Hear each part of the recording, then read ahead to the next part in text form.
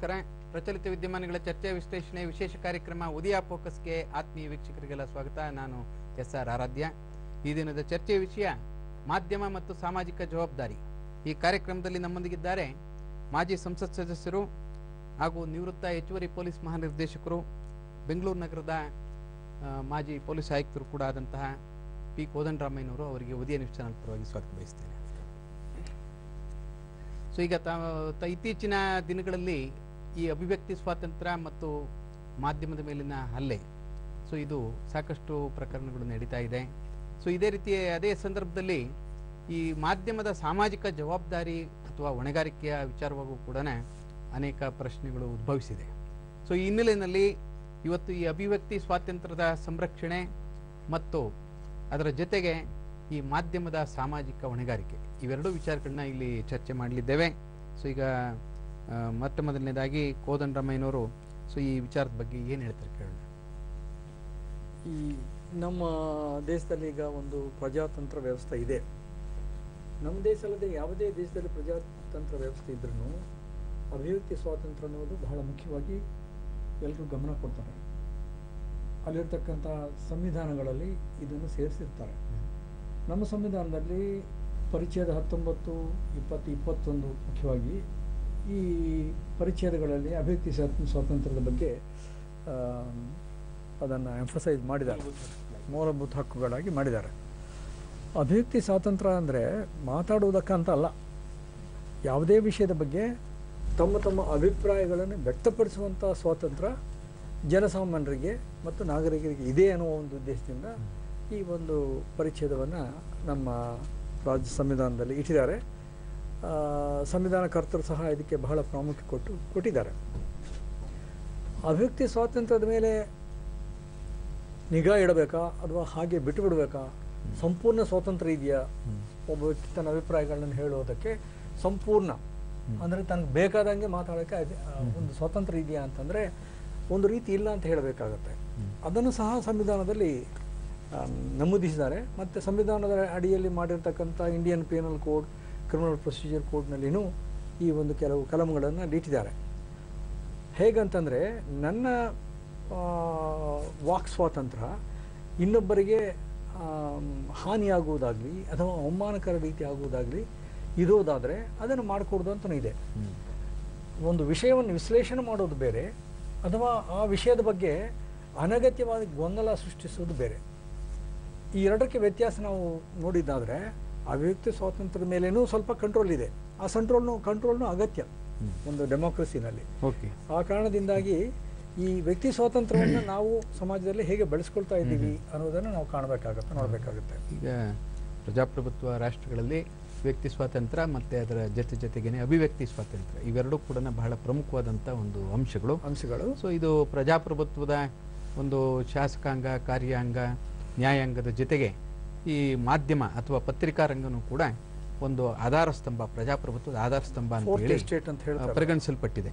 So ಈಗಿರುವಾಗ so ಈ ಒಂದು ಮಾಧ್ಯಮದ ಒಂದು ಸ್ವಾತಂತ್ರ್ಯ ಅಥವಾ ಪತ್ರಿಕಾ ಸ್ವಾತಂತ್ರ್ಯ, ಅದರ ಇತಿಮಿತಿ, ಅದರ ಬಗ್ಗೆನೂ ಕೂಡ ಇವತ್ತು ಚರ್ಚೆ ಆಗ್ತಾ ಇದೆ. ಅದೇ ರೀತಿಯಲ್ಲಿ ಅಭಿವ್ಯಕ್ತಿ ಸ್ವಾತಂತ್ರ್ಯದ ಇತಿಮಿತಿಗಳ ಬಗ್ಗೆನೂ ಕೂಡ ಚರ್ಚೆ ಆಗ್ತಾ ಇದೆ. ಸೊ ಈಗ ಇದನ್ನು ಸಂಪೂರ್ಣವಾಗಿ ಅನಿರ್ಬಂಧಿತವಾದಂಥ ಸ್ವಾತಂತ್ರ್ಯವನ್ನು ಕೊಡಲಿಕ್ಕೆ ಸಾಧ್ಯವೇ? ಅದರಿಂದ ಸಾಮಾಜಿಕ ಪರಿಣಾಮಗಳು ಅದಕ್ಕೆ ಯಾರು ಹೊಣೆ ಆಗಬೇಕಾಗತ್ತೆ ಅಂತ ಹೇಳುವಂಥ ಒಂದು ಪ್ರಶ್ನೆಗಳು ಕೂಡ ಸೊ ಇಲ್ಲಿ ಉದ್ಭವಿಸುತ್ತೆ. ಈ ಭಾಳ ಮುಖ್ಯವಾಗಿ ಇಲ್ಲಿ ಕಾಣ್ತಾ ಇರುವಂಥದ್ದು, ಈಗ ಜಗತ್ತಿನಾದ್ಯಂತ ಈ ಧಾರ್ಮಿಕ ಮೂಲಭೂತವಾದದಿಂದ ಈ ಅಭಿವ್ಯಕ್ತಿ ಸ್ವಾತಂತ್ರ್ಯಕ್ಕೆ ಆಗಾಗ್ಗೆ ಭಾಳ ಗಂಭೀರವಾದಂಥ ಒಂದು ಸವಾಲುಗಳು ಉದ್ಭವಿಸ್ತಾ ಇದೆ. ಈಗ ಅಭಿವ್ಯಕ್ತಿ ಸ್ವಾತಂತ್ರ್ಯ ಅನ್ನೋದು ವ್ಯಕ್ತಿಗತವಾಗಿರ್ತಕ್ಕಂಥ ಸ್ವಾತಂತ್ರ್ಯನೂ ಹೌದು, ಮಾಧ್ಯಮಗಳಿಗೂ ಇರ್ತಕ್ಕಂಥ ಸ್ವಾತಂತ್ರ್ಯನೂ ಹೌದು. ಅದಕ್ಕೆ ಅವರು ಮಾಧ್ಯಮ ಸ್ವಾತಂತ್ರ್ಯ, ವ್ಯಕ್ತಿ ಸ್ವಾತಂತ್ರ್ಯ ಅಂತ ಬೇರ್ಪಟ್ಟು ಮಾಡಿಲ್ಲ. ಸಂವಿಧಾನದಲ್ಲಿ ಫ್ರೀಡಮ್ ಆಫ್ ಎಕ್ಸ್ಪ್ರೆಷನ್ ಅಂತ ಕೊಟ್ಟಿದ್ದಾರೆ.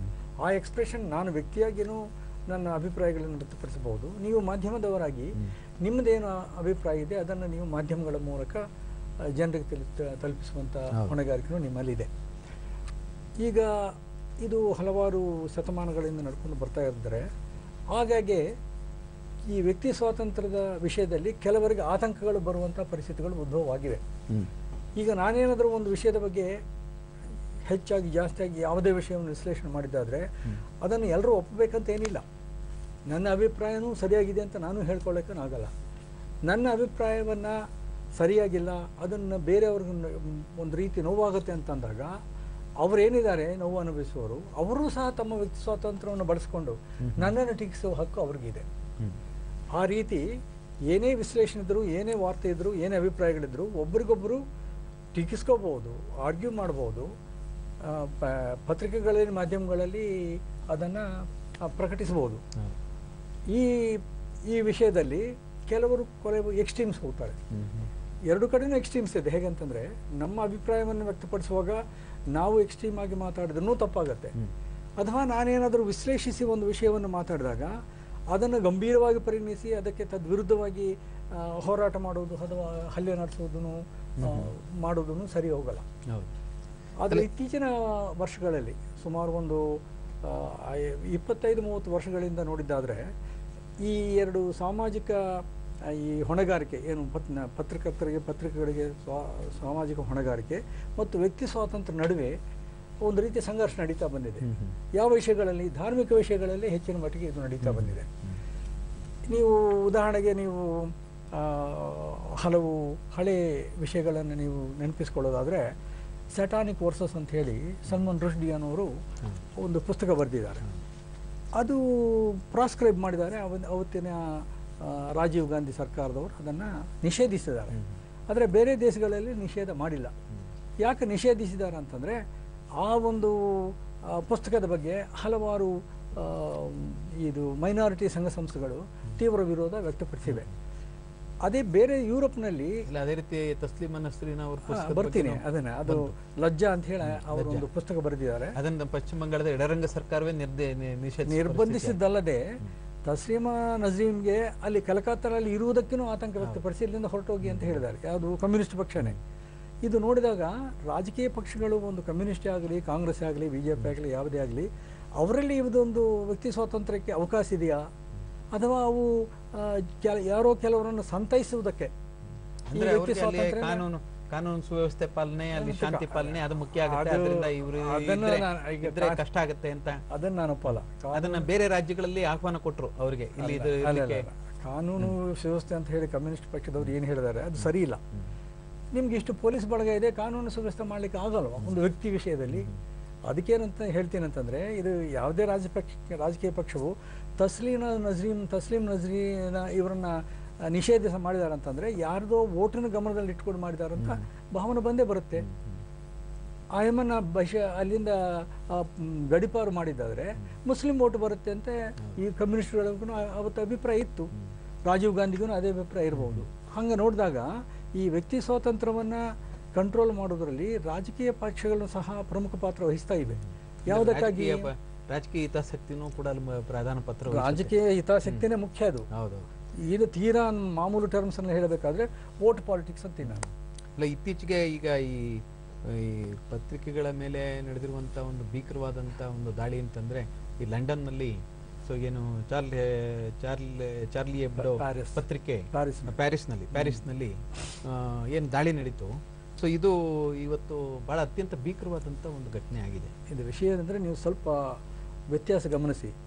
ಧಾರ್ಮಿಕ ಸಂಸ್ಥೆಗಳು ಈ ವ್ಯಕ್ತಿ ಸ್ವಾತಂತ್ರ್ಯದ ಬಗ್ಗೆ, ವಾಕ್ ಸ್ವಾತಂತ್ರ್ಯದ ಬಗ್ಗೆ ಕೆಲವು ವಿಷಯಗಳಲ್ಲಿ ಅಪೋಸ್ ಮಾಡ್ತವೆ. ಈಗ ಯಾವ್ಯಾವ ಧಾರ್ಮಿಕ ಸಂಸ್ಥೆಗಳು ಮಾಡಿವೆ ನಮ್ಮ ದೇಶದಲ್ಲಿ? ಹಿಂದೂ ಸಂಸ್ಥೆಗಳನ್ನು ಬಹಳಷ್ಟು ಕೆಲವು ವಿರೋಧಗಳನ್ನು ವ್ಯಕ್ತಪಡಿಸಿದ್ದು ಉಂಟು. ಇದೇ ರೀತಿ ಮುಸ್ಲಿಂ ಇವರನ್ನು ಸಂಘ ಸಂಸ್ಥೆಗಳು ಸಹ ಕೆಲವು ವಿಷಯಗಳ ಬಗ್ಗೆ ಅವರನ್ನು ವಿರೋಧ ವ್ಯಕ್ತಪಡಿಸಿದ್ದಾರೆ. ಈಗ ವ್ಯತ್ಯಾಸ ಏನಂತಂದ್ರೆ, ಸಂಪಾದಕನ ಸಹಿತ 12 ಮಂದಿ ಪತ್ರಕರ್ತರನ್ನ ಕಗ್ಗೊಲೆ ಮಾಡಿ ಇಸ್ಲಾಂ ಮೂಲಭೂತವಾದಿ ಮೇಲೆ ಅಂತಂದ್ರೆ, ಇಲ್ಲಿ ಹಿಂದೂ ಮೂಲಭೂತವಾದಿಗಳು ಇಲ್ಲಿ ಅದೇ MF ಹುಸೇನ್ ರವರು ಭಾರತಾಂಬೆಯ ಚಿತ್ರವನ್ನ ಇದು ವಿರೂಪಗೊಳಿಸಿದ್ದಾರೆ ಅಂತ ಹೇಳಿ ಮತ್ತು ಸರಸ್ವತಿಯನ್ನ ಅಂತ ಹೇಳಿ ಅವರು ಟೀಕೆ ಮಾಡಿದ್ದಾರೆ. ಅವ್ರು ಈ ದೇಶ ಬಿಟ್ಟು ಹೋಗೋ ಪರಿಸ್ಥಿತಿ ಆಯ್ತು. ಕೊನೆಗೂ ಅವರು ದೇಶ ಬಿಟ್ಟು ಹೋಗೋದಕ್ಕೆ ಕಾರಣ ಏನಂತಂದ್ರೆ, ನಮ್ಮ ಸರ್ಕಾರಗಳು ಸೂಕ್ತ ಕ್ರಮ ಕೈಗೊಂಡಿಲ್ಲ ಅಂತ ನಾನು ಹೇಳ್ತೀನಿ. ಹುಸೇನ್ ಅವರು ದುಬೈಗೆ ಹೋಗಿ ಅಲ್ಲೇ ಉಳಿದು ಅಲ್ಲೇ ಸಾಯಬೇಕಾದ್ರೆ ಆ ಒಬ್ಬರಿಗೆ ನಾವು ಪ್ರೊಟೆಕ್ಷನ್ ಕೊಡ್ಲಿಕ್ಕೆ ಆಗಲ್ವಾ? ಮಹಾರಾಷ್ಟ್ರ ಸರ್ಕಾರ ಅಲ್ಲಿನೂ ಅವತ್ತಿದ್ದಂಥ ಪಕ್ಷಗಳು ಹುಸೇನ್ ಬಹಿಷ್ಕಾರ ಮಾಡಿ ಹೊರಡು ಹೋಗುವಾಗ ಅದರ ಪರಿಣಾಮ ಹೆಂಗೆ ಬೀರುತ್ತೆ ಅಂತ ಆಲೋಚನೆ ಮಾಡಿದ್ದಾರೆ ವಿನ ಯಾವುದು ವೋಟ್ ಪಾಲಿಟಿಕ್ಸ್ನಲ್ಲಿ ಆತನಿಗೆ ಅಭಿವ್ಯಕ್ತಿ ಸ್ವಾತಂತ್ರ್ಯ ಇದೆ, ಅದನ್ನು ಆತ ಎಕ್ಸ್ಪ್ರೆಸ್ ಮಾಡಿದ್ದಾನೆ, ಆತನಿಗೆ ಪ್ರೊಟೆಕ್ಷನ್ ಕೊಡಬೇಕಂತ ಯಾಕೆ ಹೇಳಿಲ್ಲ ಸರ್ಕಾರಗಳು? ಯಾರನ್ನೂ ಓಲೈಸೋದಕ್ಕೆಲ್ಲ ಇದು ಮಾಡಿದ್ದು. ಅದೇ ರೀತಿ ಇಷ್ಟೆಲ್ಲ ಪೊಲೀಸ್ ವ್ಯವಸ್ಥೆ, ರಕ್ಷಣಾ ವ್ಯವಸ್ಥೆ ಇದೆ, ರಕ್ಷಿಸಬಹುದು ಸಹ ಕೆಲವು ಸಂದರ್ಭಗಳಲ್ಲಿ. ಸೊ ಒಂದು ಈ ವ್ಯಕ್ತಿ ಸ್ವಾತಂತ್ರ್ಯ ನಮ್ಮ ಸಂವಿಧಾನದಲ್ಲೇ ಒಂದು ಭರವಸೆ ಕೊಟ್ಟಿರುವಂತ, ಖಾತ್ರಿಪಡಿಸಿರುವಂತ ಒಂದು ವ್ಯಕ್ತಿ ಸ್ವಾತಂತ್ರ್ಯ ಅಥವಾ ಅಭಿವ್ಯಕ್ತಿ ಸ್ವಾತಂತ್ರ್ಯವನ್ನ ಸಂರಕ್ಷಣೆ ಮಾಡೋದಕ್ಕೆ, ರಕ್ಷಣೆ ಒದಗಿಸೋದಕ್ಕೆ ವಿಫಲವಾಗ್ತಾ ಇದೆ ಸರ್ಕಾರ. ಪ್ರಜಾಪ್ರಭುತ್ವ ವ್ಯವಸ್ಥೆಯಲ್ಲಿ ನೋಡಬಹುದು ವಿಫಲವಾಗಿಲ್ಲ. ಈಗ ಅನಿವಾರ್ಯ ಪರಿಸ್ಥಿತಿಯಲ್ಲಿ ವಿಫಲವಾದ್ರೆ ಅದು ಬೇರೆ ವಿಷಯ. ಅದು ರಿಸ್ಕ್ ತಗೊಳ್ಳೋದು ಬೇಡ ಅಂತ. ಯಾವ ರಿಸ್ಕ್? ಅದು ಲಾ ಅಂಡ್ ಆರ್ಡರ್ ರಿಸ್ಕ್ ಅಲ್ಲ, ಅದು ವೋಟ್ ರಿಸ್ಕ್ ಅಂತಾನೆ ನಾನು ಆಪಾದನೆ ಮಾಡ್ತೀನಿ. ಪಾಲಿಟಿಕ್ಸ್ ಮಾಡಿ ಅವರು ರಕ್ಷಣೆ ಒದಗಿಸಲಿಲ್ಲ. ಆ ಕಾರಣದಿಂದಾಗಿ ಇವರಿಗೆ ಎಷ್ಟು ಮಟ್ಟಿಗೆ ಇದು ಬದ್ಧತೆ ಇದೆ ಅನ್ನೋದು ಪ್ರಶ್ನೆ ಬರುತ್ತೆ. ರಾಜಕಾರಣಿಗಳಿಗೆ, ರಾಜಕೀಯ ಪಕ್ಷಗಳಿಗೂ ಎಷ್ಟು ಮಟ್ಟಿಗೆ ಬದ್ಧತೆ ಇದೆ ಅಂತಲೂ ಬರುತ್ತೆ. ಈ ಅಭಿವ್ಯಕ್ತಿ ಸ್ವಾತಂತ್ರ್ಯವನ್ನು ಗೌರವಿಸಬೇಕು. ಈಗ ಜಾನ್ ಸ್ಟುವರ್ಟ್ ಮಿಲ್ ಅಂತ ಒಬ್ಬರು ಫಿಲಾಸಫರ್ ಇದ್ದಾರೆ. ಅವ್ರು ಏನು ಹೇಳ್ತಾರೆ ಅಂದರೆ, ಯುಟಿಲಿಟೇರಿಯನ್ ಫಿಲಾಸಫಿ ಅನ್ನೋದಕ್ಕೆ ಮುಖ್ಯಸ್ಥರಾಗಿದ್ದರು, ಎರಡನೇ ಮುಖ್ಯಸ್ಥರು ಅವರು.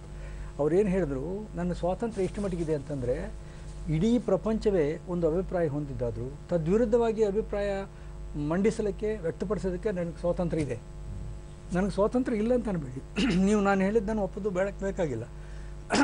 ಆದರೆ ನನಗೆ ಫ್ರೀಡಮ್ ಆಫ್ ಎಕ್ಸ್ಪ್ರೆಷನ್ ಇಲ್ಲ ಅಂತ ನೀವು ಹೇಳಕ್ಕೆ ಬರೋಲ್ಲ ಅನ್ನುವ ವಿಷಯವನ್ನು ಅವರು ಅಂದಿನಿಂದಲೂ ಫೇಬಿಯನ್ ಸೋಷಲಿಸ್ಟ್ಗಳೇ ಆಗಲಿ ಇವರೆಲ್ಲ ಮಾತಾಡ್ಕೊಂಡು ಬಂದಿರತಕ್ಕಂಥ ವಿಷಯ. ನೀವು ಇನ್ನೊಬ್ಬರ ಅಭಿಪ್ರಾಯವನ್ನು ಕೇಳಿ ನಿಮ್ಗೆ ಅನಿಸಿದ್ರೆ ಸರಿ ಹೋಗಲಿಲ್ವಾ, ನಿಮ್ಮದೇ ಆರ್ಗ್ಯುಮೆಂಟ್ಸನ್ನು ಹೇಳಿ, ಈ ಕಾರಣಗಳಿಂದ ನೀವು ಹೇಳಿದ್ದು ಸರಿ ಇಲ್ಲ, ನಾವು ತಪ್ಪಂತ ಭಾವಿಸುವಂತ ಹೇಳ್ಬೋದಲ್ಲ. ಈ ಅಸಹನೆ ಎಷ್ಟು ಮಟ್ಟಿಗೆ ಹೋಗ್ತಾ ಇದೆ ಅಂತಂದರೆ, ಆ ಅಭಿವ್ಯಕ್ತಿ ಸ್ವಾತಂತ್ರ್ಯವನ್ನು ವ್ಯಕ್ತಪಡಿಸಿದವರನ್ನು ಮರ್ಡರ್ ಮಾಡುವಷ್ಟು ದೂರ ಹೋಗ್ತಾ ಇದೆಯಲ್ಲ, ಅದು ದುರದೃಷ್ಟಕರ. ಅದರ ಬಗ್ಗೆ ಕೂಡ ನಮ್ಮ ಚರ್ಚೆ ಮುಂದುವರಿಸೋಣ. ಈಗ ಒಂದು ಪುಟ್ಟ ವಿರಾಮ.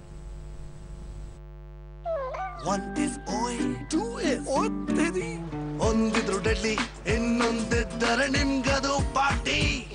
ಮೆಕ್ಡೊನಾಲ್ಡ್ಸ್ ನ ಡಬಲ್ಸ್ ಫೆಸ್ಟ್ ನಲ್ಲಿ ಎಂಜಾಯ್ ಮಾಡಿ ನಿಮ್ಮ ನೆಚ್ಚಿನ ಬರ್ಗರ್ಸ್ ಡಬಲ್ ಪ್ಯಾಟಿಯೊಂದಿಗೆ.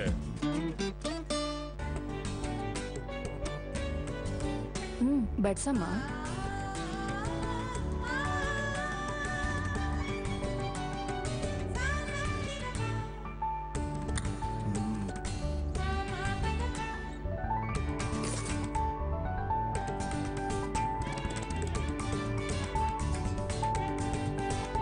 ಹೆಮ್ಸ್ ಕುಟುಂಬ, ಆರೋಗ್ಯಕರ ಕುಟುಂಬ.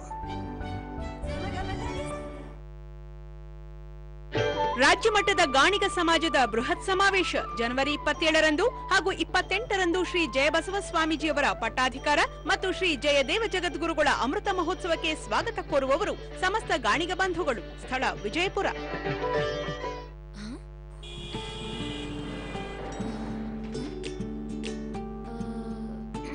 We got there, nobody turned up. ಕೀರ್ತಿ, ಏನು ಪ್ರಾಬ್ಲಮ್? ನನ್ನ ತ್ವಚೆ ಕಣೆ, ಕೆಂಪು ಗುಳ್ಳೆಗಳು, ಮೊಡವೆಗಳು, ಆಯಿಲಿನೆಸ್, ಏನೆಲ್ಲ ಟ್ರೈ ಮಾಡಿದೆ. ಈ ಪ್ರಾಬ್ಲಮ್ಗಳನ್ನು ಬೇರಿನಿಂದಲೇ ಹೋಗಲಾಡಿಸುತ್ತೆ ಹೊಸ ಡೆಟಾಲ್ ಸ್ಯಾಂಡಲ್ ಗ್ಲೋ. ಇದರಲ್ಲಿದೆ ಡೆಟಾಲ್ನ ಭರವಸೆಯ ರಕ್ಷಣೆ. ಇದು ಅಡಗಿರುವ ಅಶುದ್ಧತೆಗಳನ್ನು ಆಳವಾಗಿ ಸ್ವಚ್ಛಗೊಳಿಸುತ್ತದೆ ಮತ್ತು ಶ್ರೀಗಂಧ ಕೇಸರಿ ಸತ್ವಗಳು ನಿಮ್ಮ ತ್ವಚೆಗೆ ನೀಡುತ್ತವೆ ನೈಸರ್ಗಿಕ ಕಾಂತಿಯನ್ನು. ತ್ವಚೆ ಎಷ್ಟೊಂದು ಸ್ವಚ್ಛವೆಂದರೆ ನೈಸರ್ಗಿಕ ಕಾಂತಿಯನ್ನು ಹೆಚ್ಚಿಸುತ್ತದೆ.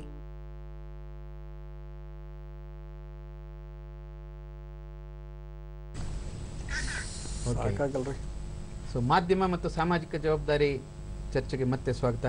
ಸೊ ಈಗ ಹಿರಿಯ ವಕೀಲರು, ಆಂತರಿಕ ಭದ್ರತಾ ವಿಶ್ಲೇಷಕರು ಆದಂತಹ VS ಹೆಗ್ಡೆ ಅವರು ಕೂಡ ನಮ್ಮ ಜೊತೆ ಸೇರಿಕೊಂಡಿದ್ದಾರೆ. ಅವರಿಗೂ ಕೂಡ ಉದಯ ನ್ಯೂಸ್ ಚಾನಲ್ ಪರವಾಗಿ ಸ್ವಾಗತ ಬಯಸ್ತೇನೆ. ಸೊ ಈಗ ಈ ಅಭಿವ್ಯಕ್ತಿ ಸ್ವಾತಂತ್ರ್ಯದ ಸಮಸ್ಯೆ ಬಗ್ಗೆ, ಸವಾಲುಗಳ ಬಗ್ಗೆ ಮತ್ತು ಅದೇ ರೀತಿ ಮಾಧ್ಯಮದ ಸಾಮಾಜಿಕ ಹೊಣೆಗಾರಿಕೆ ಬಗ್ಗೆ ಇಲ್ಲಿ ನಾವು ಚರ್ಚೆ ಮಾಡ್ತಾ ಇದ್ದು, ಕೋದಂಡರಾಮಯ್ಯನವರು ಕೆಲವು ಅಭಿಪ್ರಾಯಗಳನ್ನ ತಿಳಿಸಿದರು. ಈಗ ಈ ಅಭಿವ್ಯಕ್ತಿ ಸ್ವಾತಂತ್ರ್ಯಕ್ಕೆ ಅನೇಕ ರೀತಿಯಾದಂಥ ಸವಾಲುಗಳು ಎದುರಾಗ್ತಾ ಇದೆ, ದಾಳಿ ದಬ್ಬಾಳಿಕೆಗಳು ನಡೀತಾ ಇದೆ. ಸೊ ಇದು ಮಾಧ್ಯಮದವ್ರ ಮೇಲೆ ನಡೀತಾ ಇದೆ ಮತ್ತು ವೈಯಕ್ತಿಕವಾಗಿಯೂ ಆಗ್ತಾ ಇದೆ. ಸೊ ಈ ಥರದ್ದು ಒಂದು ಪರಿಸ್ಥಿತಿಯನ್ನು ನಿಭಾಯಿಸೋದು ಹೇಗೆ?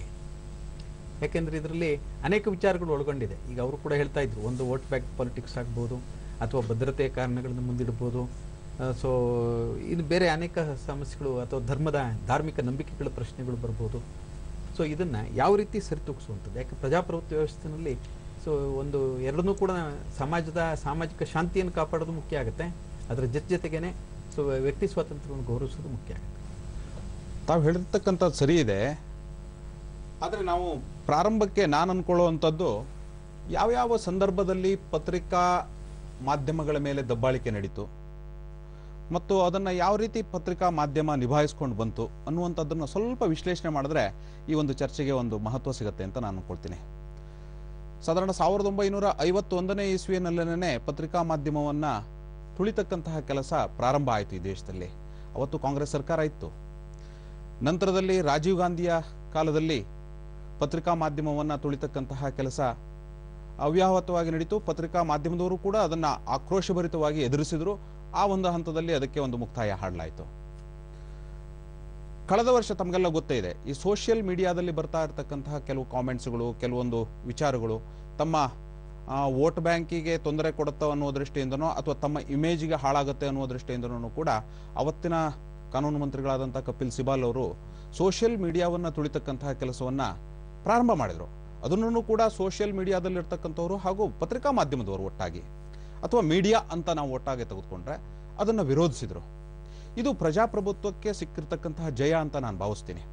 ಮತ್ತೆ ಪ್ರಮುಖವಾಗಿ ಪ್ರಜಾಪ್ರಭುತ್ವಕ್ಕೆ ಅನ್ನುವಂಥಕ್ಕಂತನೂ ಅಭಿವ್ಯಕ್ತಿ ಸ್ವಾತಂತ್ರ್ಯಕ್ಕೆ ಸಿಕ್ಕಿರ್ತಕ್ಕಂತಹ ಜಯ ಅಂತ ನಾನು ಭಾವಿಸ್ತೀನಿ. ಇದ್ರ ಜೊತೆಗೆ ನಾವು ಇನ್ನೊಂದು ಮಹತ್ವದ ವಿಚಾರವನ್ನು ಕೂಡ ಗಮನಿಸಬೇಕಾಗ್ತದೆ. ತಾವು ಹೇಳಿದ್ರಿ ಸೆಕ್ಯೂರಿಟಿ ಇಶ್ಯೂಗೆ ಸಂಬಂಧಪಟ್ಟ ಹಾಗೆ ನಾವು ಎಷ್ಟು ನಿಯಂತ್ರಣಗಳನ್ನು ಹಾಕ್ಕೊಳ್ಬೇಕು ಅಂತ ಹೇಳಿ.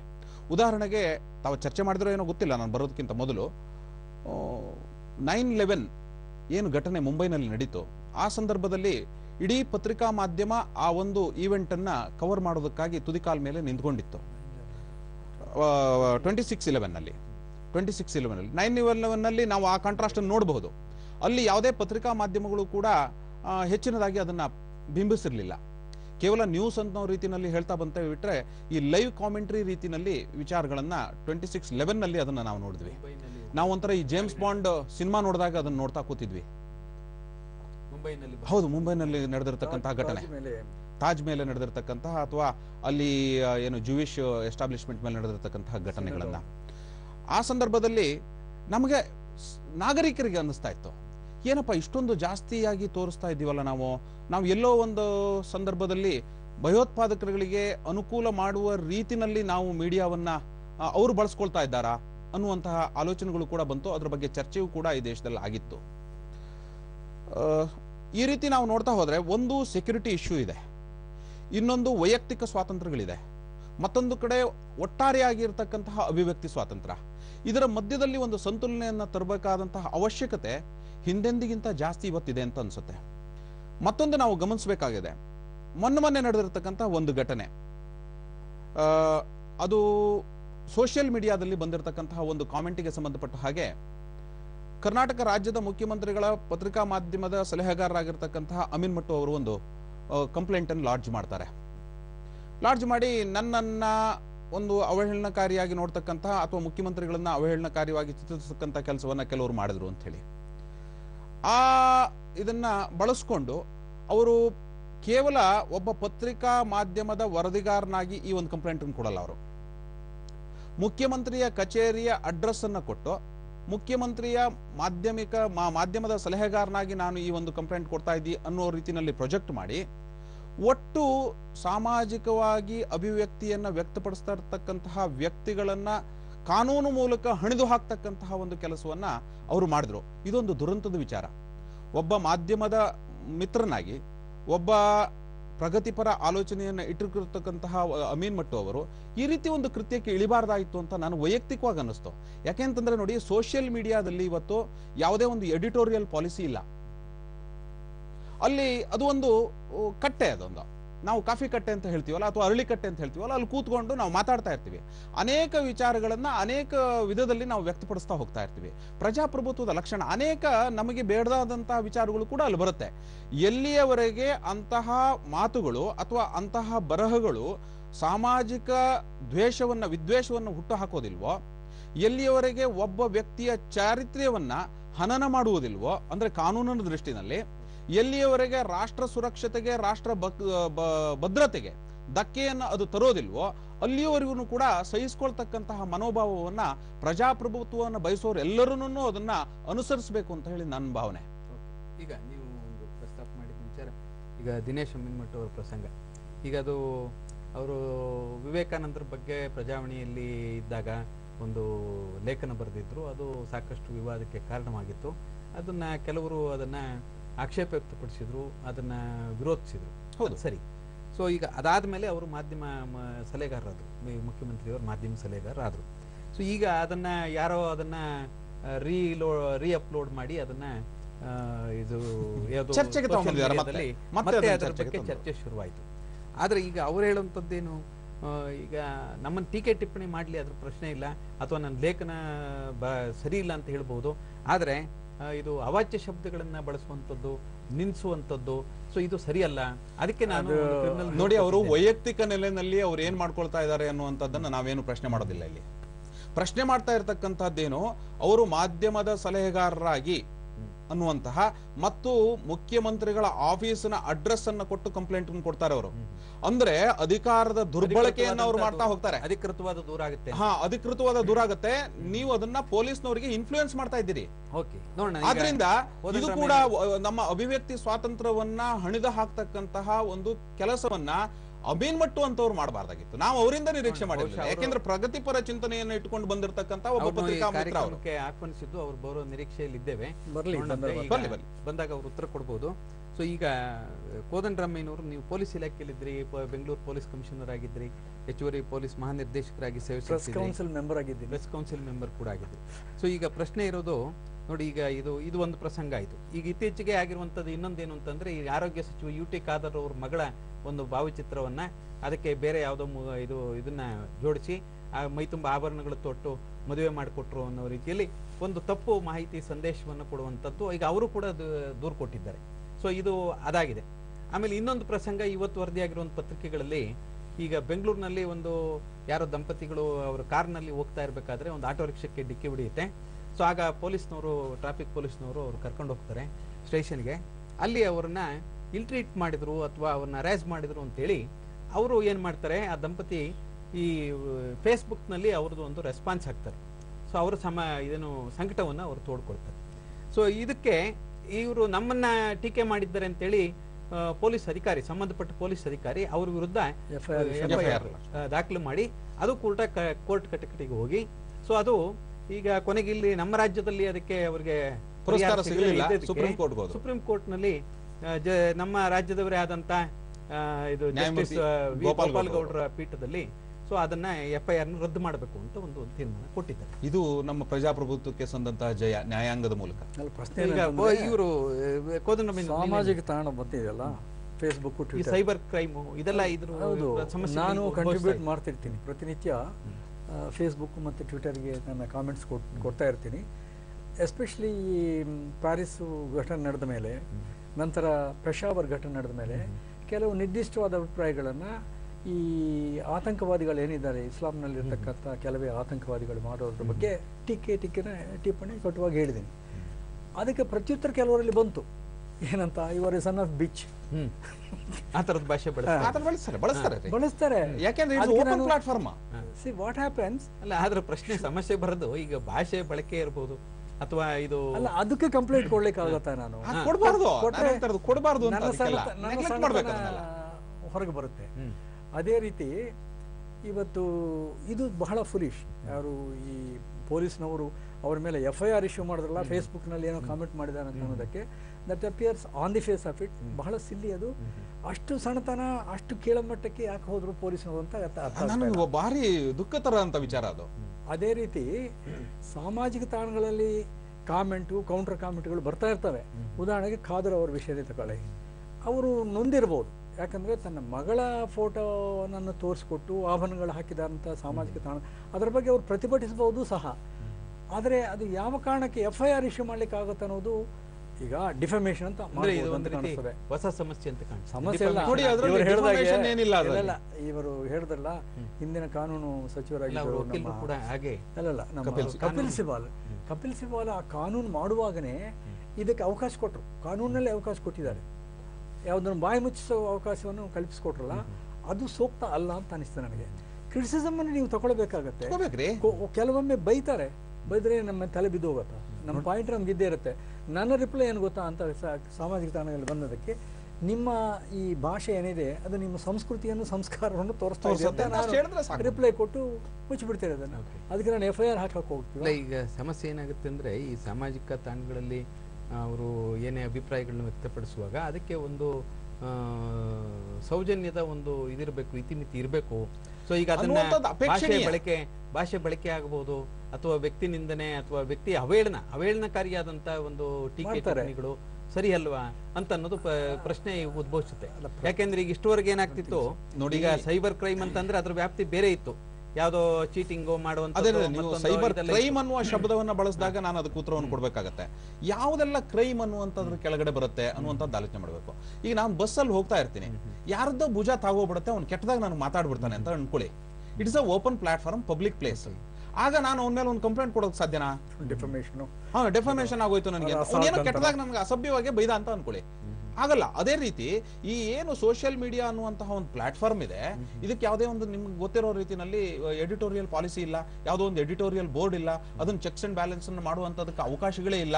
ಇದೊಂದು ಓಪನ್ ಪ್ಲಾಟ್ಫಾರ್ಮ್, ಯಾರು ಬೇಕಾದ್ರೂ ಬರ್ಬೋದು, ಯಾರು ಬೇಕಾದ್ರೂ ಕಾಮೆಂಟ್ ಬರೋದಿಲ್ಲ. ಹೌದು, ಮತ್ತೊಂದೇನು ಬರೋದಿಲ್ಲ, ಮತ್ತೆ ಬರ್ಲೂಬಾರ್ದು ನಾನು ಹೇಳ್ದೋ ಅಂತದ್ದು. ಯಾಕೆಂತಂದ್ರೆ ಪ್ರಜಾಪ್ರಭುತ್ವದಲ್ಲಿ ಜನಗಳಿಗೆ ತಮ್ಮ ಅಭಿಪ್ರಾಯವನ್ನು ವ್ಯಕ್ತಪಡಿಸಕ, ಅದರಲ್ಲಿ ನಾವು ಭಾಷೆಯ ಬಳಕೆಯನ್ನು ಯಾವ ರೀತಿ ಮಾಡ್ತಾ ಇದ್ದೀವಿ, ಯಾವ ರೀತಿ ಮಾಡಬೇಕಾಗಿತ್ತು ಅನ್ನೋದ್ರ ಬಗ್ಗೆ ಚರ್ಚೆ ಮಾಡುವಂತದ್ದು ಸರಿ.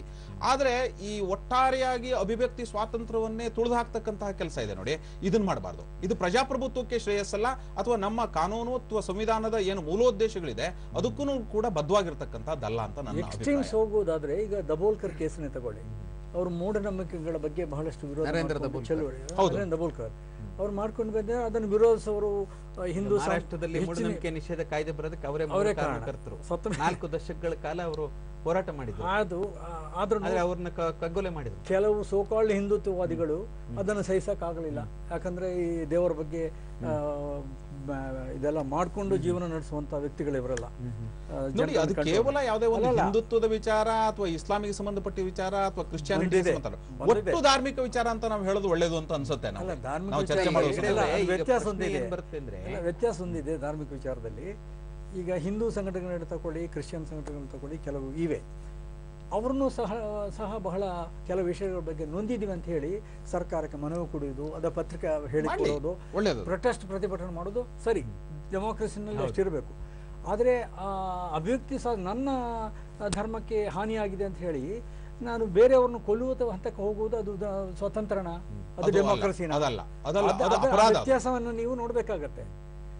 ಕೆಲವು ಕೇಸಸ್ ಇರಬಹುದು. ಈಗ ದಬೋಲ್ಕರ್ ಕೇಸ್ನಲ್ಲಿ ಕೆಲವು ಹಿಂದೂವಾದಿಗಳು ಮಾಡಿದ್ದಾರೆ, ಅದನ್ನು ಖಂಡಿಸಬೇಕಾಗುತ್ತೆ. ಅದೇ ರೀತಿ ಪ್ಯಾರಿಸ್ನಲ್ಲಿ ನಡೆದಿದ್ದಾಗಲಿ, ಎಲ್ಲೇ ನಡೆದಿದ್ದಾಗಲಿ, ಯಾವುದೇ ಈ ವಿಷಯದಲ್ಲಿ ಒಂದು ವ್ಯಕ್ತಿ ಸ್ವಾತಂತ್ರ್ಯಕ್ಕೋಸ್ಕರ ಇನ್ನೊಬ್ಬನ ಕೊಲ್ಲುವಂತ ಸ್ವಾತಂತ್ರ್ಯ ನಿಮ್ಗಿಲ್ಲ.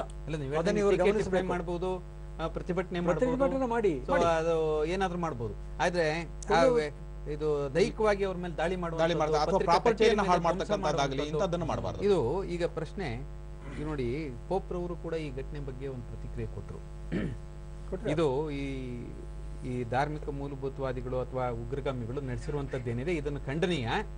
ಆದರೆ ಈ ಪ್ರಚೋದನಾತ್ಮಕವಾದಂತ ಮತ್ತು ಧಾರ್ಮಿಕ ನಂಬಿಕೆಗಳನ್ನ ಒಂದು ರೀತಿಯಲ್ಲಿ ಘಾಸಿಗೊಳಿಸುವಂತಹ ಇದನ್ನ ಸ್ವಲ್ಪ ಸಂಯಮದಿಂದ ನಿಯಂತ್ರಿಸಬೇಕು ಅನ್ನೋ ಒಂದು ಸೂಚನೆಯನ್ನು ಕೂಡ ಕೊಟ್ಟಿದ್ದಾರೆ. ಬಹುಶಃ ಅದರ ಬಗ್ಗೆ ಚರ್ಚೆ ಮುಂದುವರ್ಸೋಣ. ಈಗ ಮತ್ತೊಂದು ಪುಟ್ಟ ವಿರಾಮ.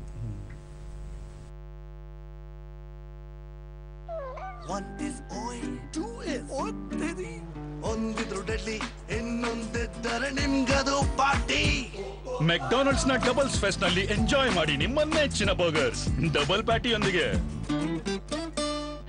ರಾಜ್ಯ ಮಟ್ಟದ ಗಾಣಿಗ ಸಮಾಜದ ಬೃಹತ್ ಸಮಾವೇಶ ಜನವರಿ 27ರಂದು ಹಾಗೂ 28ರಂದು ಶ್ರೀ ಜಯಬಸವ ಸ್ವಾಮೀಜಿಯವರ ಪಟ್ಟಾಧಿಕಾರ ಮತ್ತು ಶ್ರೀ ಜಯದೇವ ಜಗದ್ಗುರುಗಳ ಅಮೃತ ಮಹೋತ್ಸವಕ್ಕೆ ಸ್ವಾಗತ ಕೋರುವವರು ಸಮಸ್ತ ಗಾಣಿಗ ಬಂಧುಗಳು. ಸ್ಥಳ ವಿಜಯಪುರ.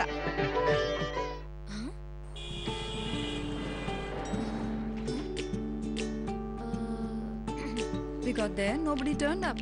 ಕೀರ್ತಿ, ಏನು ಪ್ರಾಬ್ಲಮ್? ನನ್ನ ತ್ವಚೆ ಕಣೆ, ಕೆಂಪು ಗುಳ್ಳೆಗಳು, ಮೊಡವೆಗಳು, ಆಯಿಲಿನೆಸ್ ಏನೆಲ್ಲ ಟ್ರೈ ಮಾಡಿದೆ. ಈ ಪ್ರಾಬ್ಲಮ್ಗಳನ್ನು ಬೇರಿನಿಂದಲೇ ಹೋಗಲಾಡಿಸುತ್ತೆ ಹೊಸ ಡೆಟಾಲ್ ಸ್ಯಾಂಡಲ್ ಗ್ಲೋ. ಇದರಲ್ಲಿದೆ ಡೆಟಾಲ್ನ ಭರವಸೆಯ ರಕ್ಷಣೆ. ಇದು ಅಡಗಿರುವ ಅಶುದ್ಧತೆಗಳನ್ನು ಆಳವಾಗಿ ಸ್ವಚ್ಛಗೊಳಿಸುತ್ತದೆ ಮತ್ತು ಶ್ರೀಗಂಧ ಕೇಸರಿ ಸತ್ವಗಳು ನಿಮ್ಮ ತ್ವಚೆಗೆ ನೀಡುತ್ತವೆ ನೈಸರ್ಗಿಕ ಕಾಂತಿಯನ್ನು. ತ್ವಚೆ ಎಷ್ಟೊಂದು ಸ್ವಚ್ಛವೆಂದರೆ ನೈಸರ್ಗಿಕ ಕಾಂತಿಯನ್ನು ಹೆಚ್ಚಿಸುತ್ತದೆ. ಪಾರ್ಸಿ, ಬೌದ್ಧ, ಮುಸಲ್ಮಾನ, ಕ್ರೈಸ್ತ ಮತ್ತು ಜೈನ ಆಗಲಿದೆ ಅಲ್ಪಸಂಖ್ಯಾತರ ಕಲ್ಯಾಣ. ಉನ್ನತ ಶಿಕ್ಷಣ ತರಲಿದೆ ಸಾಮಾಜಿಕ ಸಮತೋಲನ. ಅಲ್ಪಸಂಖ್ಯಾತರ ಬದುಕಲ್ಲಿ ಆಶಾ ಅಲ್ಪಸಂಖ್ಯಾತರ ಕಲ್ಯಾಣಕ್ಕೆ ಸರ್ಕಾರದ ಆದ್ಯತೆ. ಅಲ್ಪಸಂಖ್ಯಾತರ ಕಲ್ಯಾಣ ಆಗಲಿದೆ ನವ ಸಮಾಜದ ನಿರ್ಮಾಣ. ಮಾಧ್ಯಮ ಮತ್ತು ಸಾಮಾಜಿಕ ಜವಾಬ್ದಾರಿ ಚರ್ಚೆಗೆ ಮತ್ತೆ ಸ್ವಾಗತ. ನಮ್ಮೊಂದಿಗಿದ್ದಾರೆ ಮಾಜಿ ಸಂಸತ್ ಸದಸ್ಯರು ಹಾಗೂ ನಿವೃತ್ತ ಪೊಲೀಸ್ ಅಧಿಕಾರಿಗಳು ಆದಂಥ ಪಿ ಕೋದಂಡರಾಮಯ್ಯನವರು ಹಾಗೂ ಅದೇ ರೀತಿಯಲ್ಲಿ ಹಿರಿಯ ವಕೀಲರು, ಆಂತರಿಕ ಭದ್ರತೆ ವಿಶ್ಲೇಷಕರು ಆದಂಥ ವಿ ಎಸ್ ಹೆಗ್ಡೆ ಅವರು. ಸೊ ಈಗ ಇದ್ರ ಬಗ್ಗೆ ಪ್ಯಾರಿಸ್ ಘಟನೆ ಬಗ್ಗೆ ಪೋಪ್ ಪ್ರತಿಕ್ರಿಯೆ ಬಗ್ಗೆ ಮಾತನಾಡ್ತಾ ಇದ್ರು. ಈಗ ಅಲ್ಲಿ ನಡೆದದ್ದೇನು ಅಂದರೆ ಸಂಯಮ, ಎಲ್ಲಾದರೂ ಒಂದು ಕಡೆ ಸಂಯಮ ಬೇಕಾಗುತ್ತೆ. ಅದು ಮಾಧ್ಯಮದವ್ರು ಇರಲಿ, ಅಭಿವ್ಯಕ್ತಿ ಸ್ವಾತಂತ್ರ್ಯಕ್ಕಿರಲಿ ಒಂದು ಸಂಯಮ ಬೇಕಾಗುತ್ತೆ ಅನ್ನೋದು ಒಂದು ಅವ್ರದ್ದು ಅಭಿಪ್ರಾಯ. ಈ ಪೋಪ್ ಹೇಳಿದ್ದು ಕರೆಕ್ಟ್ ಆಗಿದೆ. ಆದರೆ ಅದರಲ್ಲಿ ನೋಡಬೇಕಾಗಿದ್ದೇನೆಂದರೆ, ಈಗ ಯಾರೋ ಕೆಲವರು ಧಾರ್ಮಿಕ ಒಂದು ವಿಷಯಗಳ ಬಗ್ಗೆ ಅವಹೇಳನಕಾರಿಯಾಗಿ ಕಾರ್ಟೂನನ್ನು ಪ್ರಚುರಪಡಿಸಿದ್ದಾರೆ ಅಂತ ಹೇಳಿದ್ರೆ ತಪ್ಪದು. ತಪ್ಪಂತಂದರೆ ಏನಂತ, ಕಾನೂನಲ್ಲಿ ತಪ್ಪಲ್ಲ. ಆದರೆ ಅದು ಅನಗತ್ಯವಾಗಿ ಇನ್ನೊಬ್ಬರನ್ನು ಕೆರಳಿಸುವುದೇಕೆ ಅನ್ನೋ ವಿಷಯವನ್ನು ಪೋಪ್ ಹೇಳಿದರು. ಇರಲಿ ಹಾಗೆ ಅಂತ ಹೇಳಿ ಅವ್ರು ಹೋಗಿ 12 ಮಂದಿನ ಮರ್ಡರ್ ಮಾಡಲಿಕ್ಕೆ ಅವ್ರಿಗೆ ಏನಾದರೂ ಹಕ್ಕಿದೆಯಾ? ಇಲ್ಲ. ಅದನ್ನು ನಾವು ಕಳಿಸಬೇಕಾಗುತ್ತೆ. ಕಾನೂನು ಹೋರಾಟ ಮಾಡಿ ಕಾನೂನು ಹೋರಾಟ ಪ್ರತಿಭಟನೆ ಮಾಡಬಹುದು. ಈಗ ಕಾರ್ಟೂನ್ಸ್ ಅನ್ನ ನೀವು ಕಾನೂನು ಹೋರಾಟ ಮಾಡೋದನ್ನು ಕಷ್ಟ. ಈಗ ಶಂಕರ್ ವಿಕ್ಲಿ ಅಂತ ಇತ್ತು ನಮ್ಮಲ್ಲಿ, ಎಂತೆಂಥವ್ರನ್ನ ಜಾಲಾಡಿಸ್ತಿದ್ದವರು ಗೊತ್ತಾ? ಎಂತೆಂಥ ಕಾರ್ಟೂನ್ಸ್ ಬರ್ತಿತ್ತಂದ್ರೆ ಅದಕ್ಕೆಲ್ಲ ಹೋಗೋದಕ್ಕಿಂತ ನಾವೇ ನಮ್ಮ ಕನ್ನಡಿಗರಾಗಿರತಕ್ಕಂತಹ ಹಿರಣ್ಯನವರು ಅವ್ರನ್ನ ಲಂಚಾವತಾರ ನಾಟಕ ಅಥವಾ ಅವರದ್ರಲ್ಲಿ ಇಷ್ಟು ಸೆಟೈರಿಕ್ ಆಗಿ ಅವರು ಸಾಮಾಜಿಕ ವೈರುಧ್ಯಗಳನ್ನ ಜನರ ಮುಂದೆ ತಂದಿಡ್ತಾ ಇದ್ರು. ವಿಡಂಬನೆ ಮಾಡ್ತಾ ಇದ್ರು. ಈ ಸೆಟೈರಿಕ್ ವಿಡಂಬನೆಗಳು ಏನಿದೆ, ಈ ವಿಡಂಬನೆಗಳನ್ನೇ ನೀವು ಭಾರಿ ಒಂದು ಅಫೆನ್ಸಿವ್ ಆಗಿ ತಗೊಂಡು ಇಲ್ಲ ನಾವು ಅವರನ್ನು ಮುಗಿಸ್ಬಿಡ್ತೀವಿ, ಅವರಿಗೆ ಅವಕಾಶ ಇಲ್ಲ, ಅವ್ರು ಆ ರೀತಿ ಮಾತಾಡ್ಲೇಬಾರದು ಅನ್ನುವಂತಹದ್ದಿದೆ ನೋಡಿ. ಇದು ನಮ್ಮ ಪ್ರಜಾಪ್ರಭುತ್ವದಲ್ಲಿ ಇದನ್ನ ನಾವು ಯಾರನ್ನು ಕೂಡ ನಾಗರಿಕರುಗಳು ಒಪ್ಕೊಳ್ಳುವಂತ ವಿಚಾರ. ಇನ್ನೊಬ್ಬರ ಭಾವನೆಗಳಿಗೆ ಧಕ್ಕೆ ಆಗುವ ರೀತಿಯಲ್ಲಿ ವರ್ತಿಸುತ್ತಾರ ಅಂತ ಹೇಳ್ಬಿಟ್ಟು ರಾಜಕೀಯವಾಗಿ ಕೇಸ್ಗಳೇನು ಹಾಕ್ತಾ ಇದ್ದಾರೆ, ಇದನ್ನು ಖಂಡಿಸಬೇಕಾಗತ್ತೆ ನೋಡಿ. ಇನ್ನೊಂದು ವಿಚಾರ ತರಬೇಕು ಅಂತಂದ್ರೆ, ಈಗ ಮೊನ್ನೆ ನಮ್ಮ ವಿಧಾನಸಭೆಯಲ್ಲಿ ಯಾರೋ ಶಾಸಕರುಗಳು ಮೊಬೈಲ್ನಲ್ಲಿ ಏನೋ ನೋಡ್ತಾ ಇದ್ರು ಅಂತ ಹೇಳಿ, ನೋಡ್ತಾ ಇದ್ರು ಅಂತ ಹೇಳಿ, ಆ ಸಂದರ್ಭದಲ್ಲಿ ಅದನ್ನ ಇಡೀ ಕಸ್ಟೋಡಿಯನ್ ಯಾರು, ಆ ಒಂದಿರೋದು ಸ್ಪೀಕರ್. ಈಗ ಸೋಷಿಯಲ್ ಮೀಡಿಯಾದಲ್ಲಿ ಅಡ್ಮಿನ್ ಅನ್ನೋರು ಅವರು ಸ್ಪೀಕರ್ ತರ ಕೆಲಸ ಮಾಡ್ತಾರೆ. ಈ ಮೊನ್ನೆನ ಇನ್ಸಿಡೆಂಟ್ ನಲ್ಲಿ, ಅಮೀನ್ ಮಟ್ಟು ಅವರ ಇನ್ಸಿಡೆಂಟ್ ನಲ್ಲಿ ಅವರು ಈ ರಾಕೇಶ್ ಶೆಟ್ಟಿ ಅನ್ನುವಂತಹ ವ್ಯಕ್ತಿ ಅಡ್ಮಿನ್ ಅವರು, ಅವ್ರೇನ್ ಯಾವುದೇ ಒಂದು ಕಾಮೆಂಟ್ಗಳನ್ನ ಈ ರೀತಿ ಕೆಟ್ಟದಾಗಿ ಇವ್ರ ಬಗ್ಗೆನೂ ಮಾಡಿಲ್ಲ, ಏನೂ ಮಾಡಿಲ್ಲ ಅವರು. ಆದ್ರೆ ಅವ್ರ ಮೇಲೂ ಕೇಸ್ ಹಾಕ್ತಾರೆ. ಅಂದ್ರೆ ಈಗ ಯಾರು ಈ ಒಂದು ಮೊಬೈಲ್ ನಲ್ಲಿ ನೋಡ್ತಾ ಇದ್ರು ಅವ್ರಿಗೆ ಪನಿಷ್ಮೆಂಟ್ ಕೊಡೋದ್ರ ಜೊತೆಗೆ ಅಲ್ಲಿ ಸ್ಪೀಕರ್ ಆಗಿರ್ತಕ್ಕಂಥ ಕಾಗೋಡು ತಿಮ್ಮಪ್ಪನವ್ರಿಗೂ ಪನಿಷ್ಮೆಂಟ್ ಕೊಡಬಹುದಾ ಅನ್ನುವಂತ ಪ್ರಶ್ನೆ ಬರ್ತದೆ. ಯಾಕೆ ತಡಿಲಿಲ್ಲ ಅವರು? ತಡಿಬೇಕಾಗಿತ್ತಲ್ಲ ಅವರು. ಈ ರೀತಿ ಚರ್ಚೆಯನ್ನು ನಾವು ಹೇಳ್ಬೋದು. ಅದರಿಂದ ಎಲ್ಲೋ ಒಂದು ಕಡೆ ನನಗೆ ದೌರ್ಭಾಗ್ಯ ಅಂತಂದ್ರೆ ನಮ್ಮ ಕರ್ನಾಟಕದ ಈ ರೀತಿಯಾದಂತಹ ಅಸಹನೆಯನ್ನ ನಾವು ಮಾಧ್ಯಮದವ್ರು ಬೆಳೆಸ್ಕೋಬಾರ್ದ್ರಿ.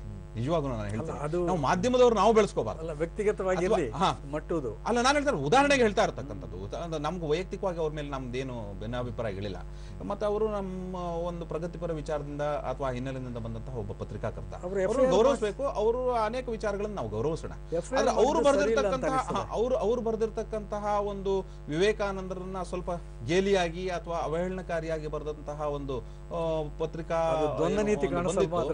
ಹೌದು, ಅದಕ್ಕೆ ಇವರು ಇಷ್ಟೊಂದು ಎಕ್ಸ್ಟ್ರೀಮ್ ಆಗಿ ಹೋಗ್ತಕ್ಕಂಥದ್ದು ಇದೆಯಲ್ಲ, ಇದು ಒಂದ್ ಸ್ವಲ್ಪ ದ್ವಂದ್ವತೆಯನ್ನು ತೋರಿಸುತ್ತೆ. ತಾವು ಹೇಳಿದಾಗ ತನ್ನನ್ನು ವಿಮರ್ಶೆ ಮಾಡಿದಾಗ ವಿವೇಕಾನಂದ ಕೇಸ್ನಲ್ಲಿ ಅದಕ್ಕೆ ಮತ್ತೆ ಎಲ್ಲೋ ಒಂದು ಕಡೆ ಇದು ಮುಖ್ಯಮಂತ್ರಿಗಳ ಆಫೀಸಿನ ದುರ್ಬಳಕೆಯ ಅನ್ನುವ ಪ್ರಶ್ನೆಯನ್ನು ಕೂಡ ಕಾಡುತ್ತೆ ಜನ ನಾಗರಿಕರಲ್ಲಿ. ದ್ವಂದ್ವದ ವಿಚಾರ ಬಂದಾಗ ನೀವು ಹಿಂದೆ ಹಿಂದೂ ಜಾಗರಣ ವೇದಿಕೆಯಲ್ಲಿ ಕೂಡ ಸಂಚಾಲಕರಾಗಿದ್ರಿ. ಈಗ ಇವತ್ತು ಸಂಚಾಲಕರಾಗಿರ್ಲಿಲ್ಲ, ನಾನು ಅಡ್ವೈಸರ್ ಆಗಿದ್ದೆ, ಲೀಗಲ್ ಅಡ್ವೈಸರ್ ಆಗಿ. ಈಗ ಈ ಪ್ರಜಾವಾಣಿ ಪತ್ರಿಕೆಯಲ್ಲಿ ಇವತ್ತು ರಾಮಚಂದ್ರ ಗುಹಾ ಅವರದ್ದು ಒಂದು ಒಳ್ಳೆ ಲೇಖನ ಇದೆ, ಅಭಿವ್ಯಕ್ತಿ ಸ್ವಾತಂತ್ರ್ಯ ಸಪ್ತ ಬೆದರಿಕೆಗಳ ಆಧಿಪತ್ಯ ಅಂತ. ಅದರಲ್ಲಿ ಅವರು ಒಂದು ಪ್ರಸ್ತಾಪ ಮಾಡ್ತಾರೆ. ಈಗ ಈ ಇತ್ತೀಚಿನ ಒಂದು ಪ್ರಕರಣ ಅಂತಂದ್ರೆ, ಈಗ ಏನು ಈ RSS ಕಾರ್ಯಕರ್ತ ದೀನಾನಾಥ್ ಬಾತ್ರ ಅವರು, ಸೊ ಒಂದು ಡೋನಿಗರ್ ಅವರದ್ದು ಒಂದು ಹಿಂದೂಯಿಸಂ ಆಲ್ಟರ್ನೇಟ್ ಹಿಸ್ಟ್ರಿ ಅಂತ ಒಂದು ಪುಸ್ತಕವನ್ನ ನಿಷೇಧ ಮಾಡಬೇಕು ಪಬ್ಲಿಷ್ ಮಾಡಿದ್ದಾರೆ. ಈಗ ಅವರು ಇದೇ ಕಾಲಂಗಳನ್ನ ನೀವೇನ್ ಹೇಳಿದ್ರಿ ಇದನ್ನೆಲ್ಲ ಬಳಸ್ಕೋಬಾರದು. ರಾಮಚಂದ್ರ ಗುಹಾ ಅವರು ಒಂದು ಕನ್ನಡಕವನ್ನು ಅವರ ಅನೇಕ ಆರ್ಟಿಕಲ್ ನಾವು ಓದಿದ್ದೀನಿ, ಈ ಆರ್ಟಿಕಲ್ ಅನ್ನು ನಾನು ಓದಿದ್ದೀನಿ. ಅವ್ರು ಒಟ್ಟಾರೆ ಆರ್ಟಿಕಲ್ನ ಥೀಮ್ ಏನ್ ಹೇಳುತ್ತೆ ಅಂತ ಕೇಳಿದ್ರೆ ಎಲ್ಲೋ ಒಂದು ಕಡೆ RSS ಅಥವಾ ಸಂಘ ಪರಿವಾರ ಇಂಥವ್ರನ್ನ ದೂಷಿಸ್ತಕ್ಕಂತಹ ಒಂದು ಮನೋಭಾವದ ಹಿನ್ನೆಲೆಯಲ್ಲಿ ಇದನ್ನು ಬರಿತಾ ಇದ್ದಾರಾ ಅನ್ನೋ ರೀತಿಯಲ್ಲಿ ಜನಸಾಮಾನ್ಯರಿಗೆ ಅನ್ಸುತ್ತೆ ಅವ್ರದ್ದೆಲ್ಲ ಆರ್ಟಿಕಲ್ ಓದಿದ್ರೆ. ಯಾಕೆಂತಂದ್ರೆ ಕೇಸ್ ತಗೊಂಡ್ರೆ ನಾನು ಒಪ್ಪಲಿಕ್ಕೆ ತಯಾರಾಗಿಲ್ಲ. ಅಲ್ಲ, ನೀವು ದಿನಾನಾತ್ರ ಅದು ಪರ್ಟಿಕ್ಯುಲರ್ ಕೇಸ್ ಇರ್ಬೋದು, ಪರ್ಟಿಕ್ಯುಲರ್ ಕೇಸ್ ಇರ್ಬೋದು, ಅದನ್ನ ಮೆನ್ಷನ್ ಮಾಡಿದ್ದಾರೆ. ಆದ್ರೆ ಅವ್ರು ಒಟ್ಟಾರೆ ಆರ್ಟಿಕಲ್ ಅನ್ನ ನೀವು ಓದಿದ್ರೆ ಯಾವ್ದನ್ನ ಅದು ಬಿಂಬಿಸ್ತಾ ಹೋಗುತ್ತೆ ಅಂತಂದ್ರೆ, ಒಟ್ಟು ಅಭಿಪ್ರಾಯವನ್ನ ವ್ಯಕ್ತಪಡಿಸ್ತಾ ಹೋಗುತ್ತೆ ಅಂತಂದ್ರೆ, ಒಟ್ಟು RSS ಏನೋ ತಪ್ಪು ಮಾಡ್ತಾ ಇದೆ, RSS ಇದನ್ನ ಈ ರೀತಿ ಎಲ್ಲ ಮಾಡಬಾರ್ದಾಗಿತ್ತು ಅನ್ನೋ ರೀತಿಯಲ್ಲಿ ಅವರು ಪ್ರೊಜೆಕ್ಟ್ ಮಾಡ್ತಾರೆ. ಮತ್ತೆ ಅವರ ಎಲ್ಲ ಆರ್ಟಿಕಲ್ಗಳು ಬಗ್ಗೆ ಮಾತ್ರ ಬರ್ದಿಲ್ಲ. ಅವ್ರು ರಾಜೀವ್ ಗಾಂಧಿ ಅವರ ಕಾಲದಲ್ಲಿ ಏನು ಎಡರಂಗ ಸರ್ಕಾರ, ಪಶ್ಚಿಮ ತುಂಬಾ ಕ್ಲೆವರ್ ಆಗಿ ಬರ್ದಿದ್ದಾರೆ. ಎಡರಂಗ ಸರ್ಕಾರನು ಕೂಡ ಯಾವುದು ತಸ್ಲೀಂ ನಸ್ರಿನ ಅವರ ವಸ್ತುಸ್ಥಿತಿ ಬರೆದಿದ್ದಾರೆ ಅಂತ ಅನಿಸುತ್ತದೆ. ಅವ್ರ ಪುಸ್ತಕ ನಿಷೇಧ ಮಾಡಿದ್ರು.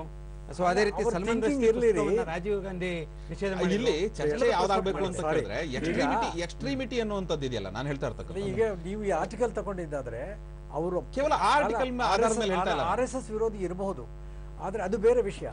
ಇಲ್ಲಿ ವಸ್ತುನಿಷ್ಠವಾಗಿದ್ದರೆ ಅಲ್ಲ, ನಾನು ಹೇಳ್ತಾ ಇರ್ತಕ್ಕಂಥದ್ದು ವಸ್ತುನಿಷ್ಠತೆ ಅನ್ನುವಂಥದ್ದು ಒಂದು ಪ್ರೆಜುಡಿಯೂಸ್ ಮೈಂಡ್ ಇಟ್ಕೊಂಡು ಮಾಡ್ತಕ್ಕಂಥದ್ದನ್ನ ನಾವು ವಸ್ತುನಿಷ್ಠತೆ ಅಂತ ಹೇಳಕ್ಕಾಗಲ್ಲ. ಔಟ್ಕಮ್ ಅನ್ನ ಅಲ್ಲ, ಆ ವಿಚಾರ ವಸ್ತುನಿಷ್ಠತೆಯಿಂದ ಇರಬಹುದು, ಆದ್ರೆ ಆ ಮನೋಭಾವ ಇದೆ ನೋಡಿ, ಆ ಧೋರಣೆ ಇದೆ ನೋಡಿ, ಆ ಧೋರಣೆ ವಸ್ತುನಿಷ್ಠವಾದ ಆಧಾರದ ಮೇಲೆ ಅವ್ರು ಬರ್ದಿದ್ರು ಅನ್ನುವಂತಹ ಕನ್ಕ್ಲೂಷನ್ ನಾವು ಬರೋದು ಕಷ್ಟ. ನಾನು ಅದನ್ನ ಅವ್ರು ಇವೇನ್ ಬರ್ದಿದ್ದಾರೆ ಅದನ್ನ ಗೌರವಿಸ್ತೀನಿ, ಆದ್ರೆ ಆರ್ಟಿಕಲ್ ಬಗ್ಗೆ ನನ್ನ ಕಾಮೆಂಟ್ ಕೂಡ ನಾನು ಹೇಳ್ಬೋದು. ಅಲ್ಲ, ಅಂದ್ರೆ ಏನಾಗಿದೆ, ಇದು ನನ್ನ ಅಭಿಪ್ರಾಯ ಅಂತ. ಈಗ ಪುಸ್ತಕಗಳ ಇದು ರೂಪದಲ್ಲಿ ಒಂದು ಅಭಿವ್ಯಕ್ತಿ ಮಾಡುವಂಥದ್ದು ಇರ್ಬೋದು, ಅಥವಾ ಸಾಮಾಜಿಕ ತಾಣಗಳಲ್ಲಿ ಅಭಿವ್ಯಕ್ತಿ ಮಾಡುವಂಥದ್ದು ಇರ್ಬೋದು, ಅಥವಾ ನಮ್ಮ ಮಾಧ್ಯಮದ ಮೂಲಕವಾಗಿ ಅಭಿವ್ಯಕ್ತಿ ಮಾಡ್ತಾ ಇರುವಂಥದ್ದು ಇರ್ಬೋದು, ಅಥವಾ ವ್ಯಕ್ತಿಗತವಾಗಿ ಒಬ್ಬೊಬ್ಬರು ಅವರ ಅಭಿಪ್ರಾಯಗಳನ್ನ ಹೇಳುವಂಥದ್ದು ಇರ್ಬೋದು. ಇದೆಲ್ಲದಕ್ಕೂ ಕೂಡ ಏನಾದ್ರೂ ಒಂದು ಚೌಕಟ್ಟು ಬೇಕಾ, ಅದಕ್ಕೆ ಏನಾದ್ರೂ ಒಂದು ಇತಿಮಿತಿ ಇರ್ಬೇಕಾ? ಸೊ ಇಲ್ಲದೆ ಇದ್ದಾಗ ಸೊ ಈ ತರದ ಸಮಸ್ಯೆಗಳು ಉದ್ಭವಿಸುತ್ತೆ. ನೋಡಿ, ಇದಕ್ಕೆ ಪ್ರಮುಖವಾಗಿ ಬೇಕಾಗಿರ್ತಕ್ಕಂಥದ್ದು ನೋಡಿ, ಅದು ವೈಯಕ್ತಿಕವಾಗಿ ಬರ್ತಕ್ಕಂಥದ್ದು. ನಾವು ಕಾನೂನಿನ ಮೂಲಕ ಇದನ್ನ ಬಾರಿ ಒಂದು ಹೇರಿ ಇದನ್ನ ಈಗ ಫಾರ್ ಎಕ್ಸಾಂಪಲ್ ಸೋಷಿಯಲ್ ಮೀಡಿಯಾವನ್ನ ನಿಯಂತ್ರಣ ಮಾಡ್ತೀವಿ ಅನ್ನುವಂಥದ್ದು ಸಾಧ್ಯನೇ ಇಲ್ಲ. ಲಕ್ಷಾಂತರ ಕೋಟ್ಯಾಂತರ ಜನರು ಅದರಲ್ಲಿ ಭಾಗವಹಿಸ್ತಾ ಇರ್ತಾರೆ. ನೀವು ಭಾರತದಲ್ಲಿ ಅದನ್ನ ನಿಷೇಧ ಮಾಡ್ತೀರಿ, ಆದ್ರೆ ಇಟ್ಸ್ ಓಪನ್ ಪ್ಲಾಟ್ಫಾರ್ಮ್, ಬೇರೆಯವರು ಬೇರೆ ದೇಶದಿಂದ ಅದನ್ನ ನೀವು ಹೇಗೆ ಮಾಡೋದು ಸಾಧ್ಯ? ಅದರಿಂದ ಸೋಷಿಯಲ್ ಮೀಡಿಯಾದ ಸಿಗ್ನಿಫಿಕೆನ್ಸ್ ಅಂತೂ ಇತ್ತೀಚೆಗೆ ನೋಡಿದ್ರೆ ಎಷ್ಟೋ ಇಸ್ಲಾಮಿಕ್ ಮೂಲಭೂತವಾದಿ ದೇಶಗಳಲ್ಲಿ ಈ ಸೋಷಿಯಲ್ ಮೀಡಿಯಾ ಸಾಮಾಜಿಕ ಜಾಲವನ್ನೇ ಬಳಸಿಕೊಂಡು ಪ್ರಜಾಪ್ರಭುತ್ವ ಚಳುವಳಿ ನಡೆಯಿತು. ಹೌದು, ಬಹಳ ದೊಡ್ಡ ಪ್ರಮಾಣದ ಪ್ರಜಾಪ್ರಭುತ್ವ ಚಳುವಳಿ ನಡೆಯಿತು. ನಮ್ಮ ದೇಶದಲ್ಲೂ ಕೂಡ ಈ ಭ್ರಷ್ಟಾಚಾರ ವಿರೋಧಿ ಆಂದೋಲನ, ಅಣ್ಣಾ ಹಜಾರೆ ಅವರದ ಆಂದೋಲನ ನಡೆಯುವಂತ ಸಂದರ್ಭದಲ್ಲಿ ಇದು ಈ ಸೋಷಿಯಲ್ ನೆಟ್ವರ್ಕಿಂಗ್ ಏನಿದೆ ಇದು ಬಹಳ ಪ್ರಮುಖ ಪಾತ್ರ ವಹಿಸಿತು. ನೀವು ಹೇಳಿದಾಗ ಅದು ಈಗ ಒಂದು ಹೊಸ ಆಯಾಮ ಆಗಿದೆ, ಅಭಿವ್ಯಕ್ತಿ ಸ್ವಾತಂತ್ರ್ಯದ ಒಂದು ಹೊಸ ಆಯಾಮ ಆಗಿದೆ. ಆದ್ರೆ ಅದಕ್ಕೆ ಅದರಲ್ಲಿ ಈ ತರದ ಸಮಸ್ಯೆಗಳು ಉದ್ಭವಿಸಿದಾಗ ಅದನ್ನು ನಿಭಾಯಿಸೋದು ಹೇಗೆ ಅಂತ ಅನ್ನೋದು ಬಹುಶಃ ಕಾನೂನಾತ್ಮಕವಾಗಿರ್ಬೋದು, ನೋಡಿ ನಾನು ಸಾಮಾಜಿಕವಾಗಿರ್ಬೋದು, ಅದು ಒಂದೊಂದು ದೇಶಕ್ಕೆ ಸಂಬಂಧ ಸ್ವಲ್ಪ ಚರ್ಚೆ ಮಾಡ್ಬೇಕಾಗುತ್ತೆ. ಹೌದು, ಮಾಡ್ಬೇಕಾಗತ್ತೆ. ಇದರಲ್ಲಿ ನನಗೆ ಸೆಲ್ಫ್ ರಿಸ್ಟ್ರೈಂಟ್ ಅನ್ನುವಂಥದ್ದಿದೆ ನೋಡಿ, ನಮ್ಮ ವೈಯಕ್ತಿಕ ವಿವೇಕ ಅನ್ನುವಂಥದ್ದೇನಿದೆ ನೋಡಿ, ಅದು ನಮ್ಮ ಸಂಸ್ಕಾರಗತವಾಗಿ ಬರಬೇಕಾದಂತಹ ಒಂದು ವಿಚಾರ. ನಾವು ಸಂಸ್ಕಾರಯುತವಾಗಿದ್ದಾಗ, ನಾನು ಹೇಳ್ತೀನಿ ಇದು ಐಡಿಯಲಿಸ್ಟಿಕ್ ಸ್ಟೇಟ್ ಅಲ್ಲಿ ಇರ್ಬೋದು, ಆದ್ರೆ ನಾವು ಸಂಸ್ಕಾರಯುತವಾಗಿದ್ದಾಗ ಆ ತರ ಭಾಷೆಯನ್ನ ನಾವು ಬಳಸುವಂತದ್ದು ಕಡಿಮೆ ಆಗತ್ತೆ. ಒಂದು ಪ್ರಚೋದನಕಾರಿಯಾಗಿರ್ತಕ್ಕಂಥ ಈ ಇಸ್ಲಾಮಿಕ್ ನೇಷನ್ಸ್ ನಲ್ಲಿ ಕೆಲವು ಕಾಮೆಂಟ್ಸ್ ಬರ್ತಾ ಇವೆ ಫೇಸ್ಬುಕ್, ಟ್ವಿಟರ್ನಲ್ಲಿ, ದರ್ ಎಕ್ಸ್ಟ್ರೀಮ್ಸ್. ಹೌದು, ಅದನ್ನ ನಿಯಂತ್ರಿಸಬೇಕಾದ್ರೆ ನಿಮಗೆ ಇಂಟರ್ನ್ಯಾಷನಲ್ ಲಾ ಇಲ್ಲ. ಪ್ರತಿಯೊಂದು ದೇಶದಲ್ಲಿ ತಮ್ಮದೇ ಆದ ಒಂದು ಕಾನೂನು ಇಟ್ಟು ನಿಯಂತ್ರಿಸಬೇಕಾಗತ್ತೆ. ಈಗ ಇಂಡಿಯಾದಲ್ಲೂ ಟೆಲಿಕಾಂ ಆಕ್ಟ್ ನಲ್ಲಿ ನಿಯಂತ್ರಣ ಮಾಡುವಂತ ಸಾಮರ್ಥ್ಯ ಇದೆ. ಈಗ ಅದೇ ಇದು ನೀವು ಹೇಳಿದಂಗೆ ಇಂಟರ್ನ್ಯಾಷನಲ್ ಆದ್ರಿಂದ ಆ ದೇಶಗಳಿಂದ ಬಂದಿರತಕ್ಕಂಥ ಫೇಸ್ಬುಕ್ ಕಾಮೆಂಟ್ ಆಗಲಿ, ಟ್ವಿಟರ್ ಆಗಲಿ, ನಾವು ಹೆಂಗೆ ಕಂಟ್ರೋಲ್ ಮಾಡಲಿಕ್ಕಾಗತ್ತೆ? ಅದಕ್ಕೆ ನೀವು ಇಂಟರ್ನ್ಯಾಷನಲ್ ಅಂಡರ್ಸ್ಟ್ಯಾಂಡಿಂಗ್ ಒಂದು ಇರಬೇಕಾಗುತ್ತೆ ಯುನೈಟೆಡ್ ನೇಷನ್ಸ್ ಆಧ್ವರ್ಯದಲ್ಲಿ. ಅಲ್ಲದೆ ಪ್ರತಿಯೊಂದು ದೇಶದಲ್ಲೂ ಇಂಥ ಎಕ್ಸ್ಟ್ರೀಮ್ ಹೋಗುವಂತ ವಿಷಯಗಳಲ್ಲಿ ಹತೋಟಿ ತರಲಿಕ್ಕೆ ಒಂದು ಕಾನೂನು ಇರಬೇಕಾಗುತ್ತೆ. ಈಗಾಗಲೇ ಕಾನೂನು ಇದೆ. ಅದಕ್ಕೆ ನೋಡಿದ್ರೆ 153A ಇದೆ, 295 ಇದೆ, 295A ಇದೆ, 298 ಇದೆ, 66A ಇದೆ, ಐಟಿ ಆಕ್ಟ್. ಇದೆಲ್ಲವನ್ನೂ ಕೂಡ ನೀವು ಹೇಳ್ತಾ ಇರುವಂತ ಎಲ್ಲಾ ಸೆಕ್ಷನ್ಗಳನ್ನು ಕೂಡ ದೀನನಾಥ್ ಪಾತ್ರ ಅವರು ಉಪಯೋಗಿಸಿಕೊಂಡಿದ್ದಾರೆ. ಹೌದು ಹೌದು ಹೌದು, ಅಲ್ಲ ಅದನ್ನ ಅವರು ಉಪಯೋಗಿಸಿಕೊಂಡಿದ್ದಾರೆ ಬಿಡಿ. ಆದ್ರೆ ಏನಾಗುತ್ತೆ ಅಂತ ಕೇಳಿದ್ರೆ ಇಲ್ಲ ದೀನನಾಥ್ ಪಾತ್ರ ಅವರು ಎಲ್ಲ ಉಪಯೋಗಿಸಿಕೊಂಡಿದ್ದಾರೆ. ರೆಫರೆನ್ಸ್ ಅವರು ಹೇಳುವಂತದ್ದು ಈಗ ಬ್ರಿಟಿಷ್ ಯಾರು ಮೆಕಾಲೆ ಇದ್ದ, ಮೆಕಾಲೆ ರೂಪಿಸಿದಂತ ಕಾನೂನುಗಳಿಗೆ ಇವರು ಧಿಕ್ಕರಿಸ್ತಿದ್ದವರು ಈಗ ಅದನ್ನೇ ಅವರಿಗೆ ಬೇಕಾದಾಗ ಉಪಯೋಗ ಮಾಡ್ಕೊಳ್ಳೋದು ಹೊರಟಿದ್ದಾರೆ. ನೋಡಿ, ಅದೊಂದು ಅಲಿಗೇಷನ್, ಅವರ ಅಭಿಪ್ರಾಯ. ಎಲ್ಲರೂ ಒಪ್ಕೋಬೇಕಾದಂತ ಅವಶ್ಯಕತೆ ಏನಿಲ್ಲ. ನಮ್ಮ ದೇಶದಲ್ಲೂ ಕೂಡ ನೀವು 51ರಿಂದ ಹೇಳಿದ್ರಿ, 51ರಲ್ಲಿ ಅಂಬೇಡ್ಕರ್ ಅವರು ಕಾನೂನು ಮೊದಲನೇ ತಿದ್ದುಪಡಿ ಸಚಿವರಾಗಿದ್ದಾಗಲೇ ತಿದ್ದುಪಡಿ ತೆಗೆದುಕೊಂಡು ಬಂದು ಈ ಅಭಿವ್ಯಕ್ತಿ ಸ್ವಾತಂತ್ರ್ಯಕ್ಕೆ ಒಂದು ಏನಾದ್ರೂ ಒಂದು ಇತಿಮಿತಿ ಇರಬೇಕಾಗತ್ತೆ ಅನ್ನೋದು ಒಂದು ಸಾಮಾಜಿಕ ಶಾಂತಿಯ ಪಾಲನೆಯ ದೃಷ್ಟಿಯಿಂದ ಅನ್ನೋದು ಒಂದು ಅವರು ಮಾಡಿದ್ದಾರೆ. ಈಗ ಅದೇ ರೀತಿಯಲ್ಲಿ ಈ ಇಂದಿರಾ ಗಾಂಧಿ ಅವರು ಪ್ರಧಾನಿಯಾಗಿದ್ದಾಗ ಈ ಆಂತರಿಕ ಭದ್ರತೆಯ ಒಂದು ವಿಚಾರವನ್ನು ಮುಂದಿಟ್ಕೊಂಡು ಅವರು ತುರ್ತು ಪರಿಸ್ಥಿತಿ ಘೋಷಣೆ ಮಾಡಿ ಆಗ ಪತ್ರಿಕಾ ವ್ಯಕ್ತಿ ಸ್ವಾತಂತ್ರ್ಯ ಎಲ್ಲವನ್ನೂ ಕೂಡ ಇದಾಯ್ತು. ಸೊ ಆಗ ಅದ್ರ ವಿರುದ್ಧವಾಗಿ ಭಾರಿ ಹೋರಾಟ ನಡೆಸಿದವರು ಜೆಪಿ ಚಳುವಳಿಯಲ್ಲಿ ಒಂದು ಭಾಗವಾಗಿದ್ದವರು, ಜನಸಂಘದ ನಾಯಕರಾಗಿದ್ದಂತವರು, ಆಚಾರ್ಯ ಅವರು ಇಲ್ಲಿ ಸಚಿವರಾಗಿದ್ದಾಗಲೂ ಕೂಡ ಒಂದು ಪ್ರಶ್ನೆ ಬಂತು. ಅವರು ಈಗೇನು ಕೆಲವು ವಿಚಾರಗಳ ಬಗ್ಗೆ ಎಲ್ಲ ಘಟನೆಗಳ ಬಗ್ಗೆ ಬಂದಿದ್ದು ವರದಿಗಳನ್ನೆಲ್ಲ ನೋಡಿದ ಮೇಲೆ ಅವ್ರು ಏನ್ ಮಾಡಿದ್ರು, ಒಂದ್ಸರಿ ಹೇಳಿದ್ರು, ಒಂದು ಆಂಬುಡ್ಸ್ಮನ್ ಅನ್ನು ಮಾಡುವಂತ ಅವಶ್ಯಕತೆ ಇದೆಯೇನೋ, ಈ ತರ ಈ ಪತ್ರಿಕೆಗಳು ಮತ್ತೆ ಟಿವಿ ಚಾನೆಲ್ಗಳು ಚರ್ಚೆಯನ್ನು ಹುಟ್ಟಾಕಿದ್ರು. ಅದೊಂದು ಒಳ್ಳೆಯದು ಅಂತ ಅನ್ಸುತ್ತೆ. ಸೊ ಈಗ ಅದು ಕೂಡ ಬಾರಿ ಟೀಕೆಗೆ ಗುರಿ ಆಯ್ತು. ಪ್ರೆಸ್ ಕೌನ್ಸಿಲ್ನ ಇದ್ರೊಳಗೆ ಇನ್ವಾಲ್ವ್ ಮಾಡಿ ಪ್ರೆಸ್ ಕೌನ್ಸಿಲ್ಗೆ ಅಧಿಕಾರ ಕೊಡುವುದು ಸೂಕ್ತ ಅಂತ ಇವತ್ತಿಗೂ ನನಗೆ ಅನಿಸ್ತದೆ. ಕಾನೂನು ಮಾಡುವ ಬದಲಿಗೆ ಅಂದ್ರೆ ಟಿವಿ ಚಾನೆಲ್ಗಳ ಬಗ್ಗೆನೂ ಕೂಡ ಹೌದು, ಪತ್ರಿಕೆಗಳು ಮತ್ತು ಟಿವಿ ಮಾಧ್ಯಮ ಒಟ್ಟಾಗಿ ಸೇರಿ ಅದರ ಜೊತೆಗೆ ಸಾಮಾಜಿಕ ಜಾಲತಾಣಗಳು ಸೇರ್ಬೇಕು, ವ್ಯಕ್ತಿಗಳಿಗೂ ಸೇರ್ಬೇಕು. ಸಮಗ್ರವಾದಂತ ಒಂದು ನಿಯಂತ್ರಣ ವ್ಯವಸ್ಥೆನೇ ಪರಿಧಿಯಲ್ಲಿ ತರಬಹುದು, ಒಂದು ಮಾರ್ಗಸೂಚಿನೇ ಆದ್ರೂ ಬೇಕಾಗುತ್ತೆ. ಮತ್ತೆ ಮೀಡಿಯಾದವರು ಸೆಲ್ಫ್ ರಿಸ್ಟ್ರಿಕ್ಷನ್ಸ್ ಹಾಕೊಳ್ಳುವಂತದ್ದು ತುಂಬಾ ಅಪೇಕ್ಷಣೀಯ. ಈಗ ಮೀಡಿಯಾದವರು ಹೆಂಗಿದ್ದಾರೆ ಅಂತಂದ್ರೆ ಈ ಎರಡು ಎಕ್ಸ್ಟೆನ್ಸಿವ್ ಮೀಡಿಯಾ. ನಿಮ್ಮ ಕೊನೆಯ ಸುತ್ತಿನಲ್ಲಿ ನಿಮ್ಮ ಅಭಿಪ್ರಾಯ ತಿಳಿಸಬಹುದು. ಈಗ ಮತ್ತೊಂದು ಪುಟ್ಟ ವಿರಾಮ.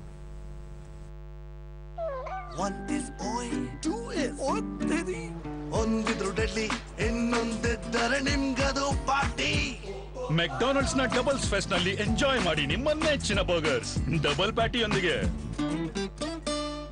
ರಾಜ್ಯ ಮಟ್ಟದ ಗಾಣಿಗ ಸಮಾಜದ ಬೃಹತ್ ಸಮಾವೇಶ ಜನವರಿ 27ರಂದು ಹಾಗೂ 28ರಂದು ಶ್ರೀ ಜಯಬಸವ ಸ್ವಾಮೀಜಿಯವರ ಪಟ್ಟಾಧಿಕಾರ ಮತ್ತು ಶ್ರೀ ಜಯದೇವ ಜಗದ್ಗುರುಗಳ ಅಮೃತ ಮಹೋತ್ಸವಕ್ಕೆ ಸ್ವಾಗತ ಕೋರುವವರು ಸಮಸ್ತ ಗಾಣಿಗ ಬಂಧುಗಳು. ಸ್ಥಳ ವಿಜಯಪುರ. ಬೇರು ನಾರು ಸಾಂಬಾರು ಪದಾರ್ಥಗಳ ಹದವಾದ ಮಿಶ್ರಣ ಎಮ್ಸ್ ಕಷಾಯ.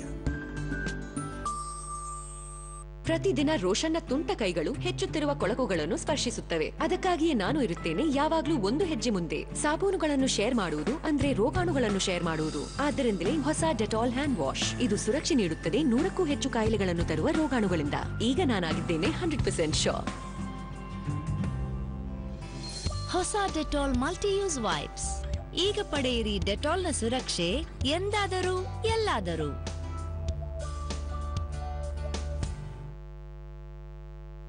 ಮಾಧ್ಯಮ ಮತ್ತು ಸಾಮಾಜಿಕ ಜವಾಬ್ದಾರಿ ಚರ್ಚೆಗೆ ಮತ್ತೆ ಸ್ವಾಗತ. ನಮ್ಮೊಂದಿಗಿದ್ದಾರೆ ಮಾಜಿ ಸಂಸತ್ ಸದಸ್ಯರು ಹಾಗೂ ನಿವೃತ್ತ ಹಿರಿಯ ಪೊಲೀಸ್ ಅಧಿಕಾರಿಗಳಾದಂಥ ಪಿ ಕೋದಂಡರಾಮಯ್ಯ ಹಾಗೂ ಹಿರಿಯ ವಕೀಲರು, ಆಂತರಿಕ ಭದ್ರತಾ ವಿಶ್ಲೇಷಕರಾದಂಥ ವಿ.ಎಸ್. ಹೆಗ್ಡೆ ಅವರು. ಸೊ ಈಗ ಹೆಗ್ಡೆ ಅವರು ಹೇಳ್ತಾ ಇದ್ರಿ, ಈಗ ಪ್ರಶ್ನೆ ಇರುವಂಥದ್ದು, ಈಗ ಏನಾಗಿ ನೀವು ಹೇಳ್ದಂಗೆ ಅಸಹನೆ ಅಂತ ಅನ್ನೋದು ಇದೆಲ್ಲದಕ್ಕೂ ಮೂಲ ಕಾರಣ. ಹೌದು. ಸೊ ಈಗ ಇದು ದೇವರು ಧರ್ಮದ ನಂಬಿಕೆ ವಿಚಾರ ಇರ್ಬೋದು, ಅದು ಬಹಳ ಭಾವನಾತ್ಮಕವಾದಂಥ ಸೂಕ್ಷ್ಮವಾದಂಥ ವಿಚಾರ ನಿಜ. ಅದು ಸೊ ಅದನ್ನ ಬಹಳ ಎಚ್ಚರಿಕೆಯಿಂದ ನಾವು ಅದಕ್ಕೆ ಸಂಬಂಧಪಟ್ಟಂತ ಇದು ಅಭಿಪ್ರಾಯಗಳನ್ನ ವ್ಯಕ್ತಪಡಿಸುವಾಗ ಎಚ್ಚರಿಕೆ ವಹಿಸಬೇಕಾಗುತ್ತೆ ಅನ್ನೋದು ಕರೆಕ್ಟ್, ಸರಿ ಇದೆ.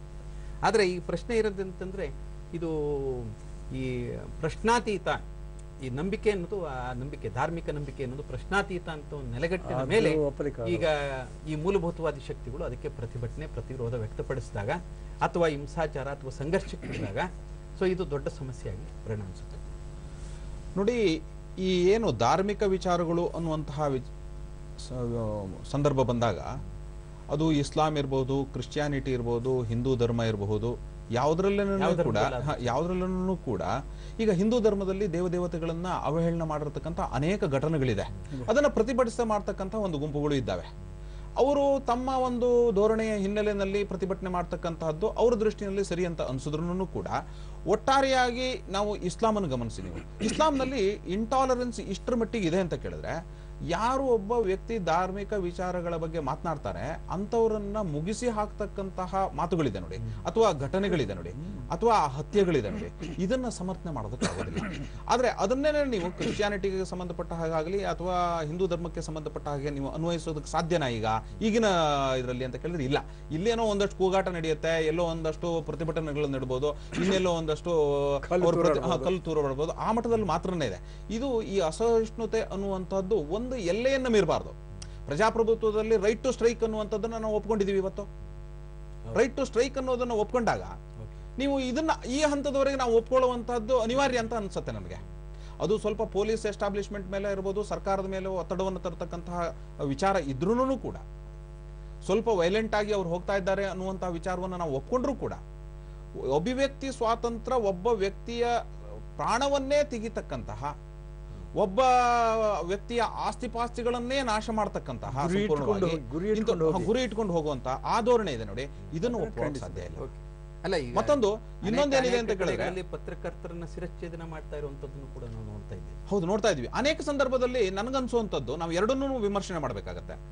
ಈ ಮೀಡಿಯಾದವರು ಕೂಡ ಎಲ್ಲೋ ಒಂದು ಕಡೆ ಎಕ್ಸ್ಟ್ರೀಮ್ ಇಟ್ಕೊಂಡು ಇದನ್ನೆಲ್ಲ ಪ್ರೊಜೆಕ್ಟ್ ಮಾಡ್ತಾ ಇದ್ದಾರಾ ಅನ್ನುವಂಥದ್ದು ಬರುತ್ತೆ. ಕೆಲವೊಂದು ಸಂದರ್ಭದಲ್ಲಿ TRP ಜಾಸ್ತಿ ಆಗಬೇಕು ಅನ್ನುವಂಥ ಕಾರಣಕ್ಕಾಗಿ ಅತಿ ವೈಭವೀಕರಿಸಿ ಕೆಲವೊಂದು ಘಟನೆಗಳನ್ನ ತೋರಿಸ್ತಕ್ಕಂಥ, ಹೌದು, ರೋಚಕವಾಗಿ ತೋರಿಸ್ತಕ್ಕಂಥದ್ದು ಈ ಘಟನೆ ನೋಡಿ.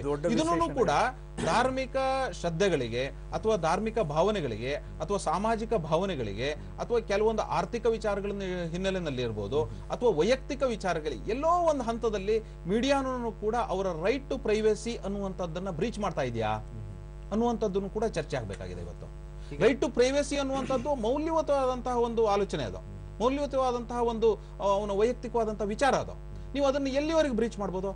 ಟಿವಿ ಕ್ಯಾಮರಾವನ್ನ ನೀವು ಅವ್ರ ಬೆಡ್ರೂಮಿಗೆ ಹಾಕಿ ಲೈವ್ ತೋರಿಸಬಹುದಾ? ಈ ರೀತಿ ಎಲ್ಲ ಪ್ರಶ್ನೆಗಳು ಬರುತ್ತೆ. ವೈಲೇಷನ್ ಆಗಲ್ವೇ ಇದು? ಹಾಗಾದ್ರೆ ಇದಕ್ಕೆ ನಾವು ಏನಾದ್ರೂ ಒಂದು ಚೆಕ್ಸ್ ಅಂಡ್ ಬ್ಯಾಲೆನ್ಸ್ ಇದೆಯಾ? ಪ್ರೈವೇಸಿ ಅನ್ನುವಂತ ವಿಚಾರದಲ್ಲೂ ನಾವು ಚರ್ಚೆ ಮಾಡ್ಬೇಕಲ್ಲ.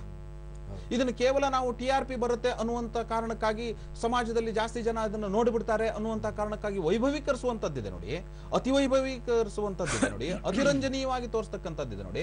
ಇದನ್ನು ಕೂಡ ನಾವು ಎಲ್ಲೋ ಒಂದು ಕಡೆ ತಡಿಬೇಕಾದಂತ ಅವಶ್ಯಕತೆ ಇದೆ ಅಥವಾ ಇಲ್ಲ ಅನ್ನೋ ತಮಗೇನ್ ಅನ್ಸುತ್ತೆ? ಈಗ ಲೇಡಿ ಚಾರ್ಟರ್ಲೀಸ್ ಲವರ್ ಅಂತ ಒಂದು ಪುಸ್ತಕ ಬಂತು, 60-50 ದಶಕಗಳಲ್ಲಿ ಬಂತದ್ದು. ಲೇಡೀಸ್ ಚಾರ್ಟರ್ಲೀಸ್ ಲವರ್, ಅದು ಅಬ್ಸೀನ್ ಬುಕ್ ಅಂತ ಹೇಳಿ ಇಂಡಿಯಾದಲ್ಲಿನೂ ಅದನ್ನ ಬ್ಯಾನ್ ಮಾಡಿದ್ದಾರೆ. ಭಾರತದಲ್ಲಿ ಅದೇ ರೀತಿ ಮೊದಲೆಲ್ಲ ನಾವು ಕಾಲೇಜ್ ಹೋಗೋ ಸಂದರ್ಭದಲ್ಲಿ ರತಿ ವಿಜ್ಞಾನ ಮತ್ತು ಈ ರೀತಿಯ ಅನೇಕ ಪುಸ್ತಕಗಳು ಬಂದು ಅದನ್ನು ಬ್ಯಾನ್ ಮಾಡಿದ್ರು. ಇಂಗ್ಲೆಂಡ್ ಮಾಡಿದ್ದಾರೆ. ಬ್ಯಾನ್ ಮಾಡಿದ ನಂತರ ಅದರ ಬಗ್ಗೆ ಚರ್ಚೆ ನಡೆಯಿತು. ಚರ್ಚೆ ನಡೆದಾಗ ಅದು ಕೇವಲ ಒಂದು ಹೆಣ್ಣು ಗಂಡನ ಒಂದು ವೈಯಕ್ತಿಕ ತೀಟ ತೀರಿಸಿಕೊಳ್ಳುವಂಥ ನಾವಲ್ ಅಲ್ಲ ಅದು. ಅದರಲ್ಲಿನೂ ಕಲಾ ಇದೆ, ಜ್ಞಾನ ಇದೆ, ವಿಜ್ಞಾನ ಇದೆ ಅಂತ ಹೇಳಿ ಇಂಗ್ಲೆಂಡ್ನಲ್ಲೇ ತಿಳ್ಕೊಂಡು ಆ ಬ್ಯಾನ್ ಅನ್ನು ತೆಗೆದಿದ್ದಾರೆ. ಮಾಮೂಲಾಗಿ ಲೇಡಿ ಚಾರ್ಟರ್ಲೀಸ್ ಲವರ್ ಅಂತ ಹೇಳಿ. ಅದೇ ರೀತಿ ಈಗ ಪ್ರಶ್ನೆ ಬರೋದೇನಂತಂದ್ರೆ, ಇದು ಇಷ್ಟು ದೂರ ಬಂದಿದ್ದ ಕಾರಣ ಅಂದರೆ ಧಾರ್ಮಿಕ ವಿಷಯಗಳು ಬಂದಿದ್ದರಿಂದ ಇದು ಉಧೃತವಾಗಿ ಬೆಳೆದಿದೆ. ಉದಾಹರಣೆಗೆ ನಾನು ಒಂದು ಮೀಟಿಂಗ್ನಲ್ಲಿ ಇತ್ತೀಚೆಗೆ ಸೋನಿಯಾ ಗಾಂಧಿ ಅವ್ರ ಬಗ್ಗೆ ಒಂದು ರೆಡ್ ಸ್ಯಾರಿ ಅಂತ ಪುಸ್ತಕ ಬಂದಿದೆ. ಅದಕ್ಕೆ ಕಾಂಗ್ರೆಸ್ ಪಕ್ಷದವರು ಪ್ರತಿಭಟನೆ ಮಾಡಲಿ, ದೇ ಆರ್ ಎಂಟೈಟಲ್ ಟು. ಸಮಸ್ಯೆ ಏನಂತಂದ್ರೆ ಪರಂಪರೆಯನ್ನ ನಾವು ನೋಡಿದಾಗ ಅಲ್ಲ, ಇದೇನು ನಮ್ಗೇನು ವಿಶೇಷ ಅಂತ ಅನ್ಸಲ್ಲ. ರೆಡ್ ಸ್ಯಾರಿಯನ್ನ ಬ್ಯಾನ್ ಮಾಡ್ಬೇಕು ಅಂತ ಅವ್ರು ಬೊಬ್ಬೆ ಹೊಡೆಯುವಂಥದ್ದು.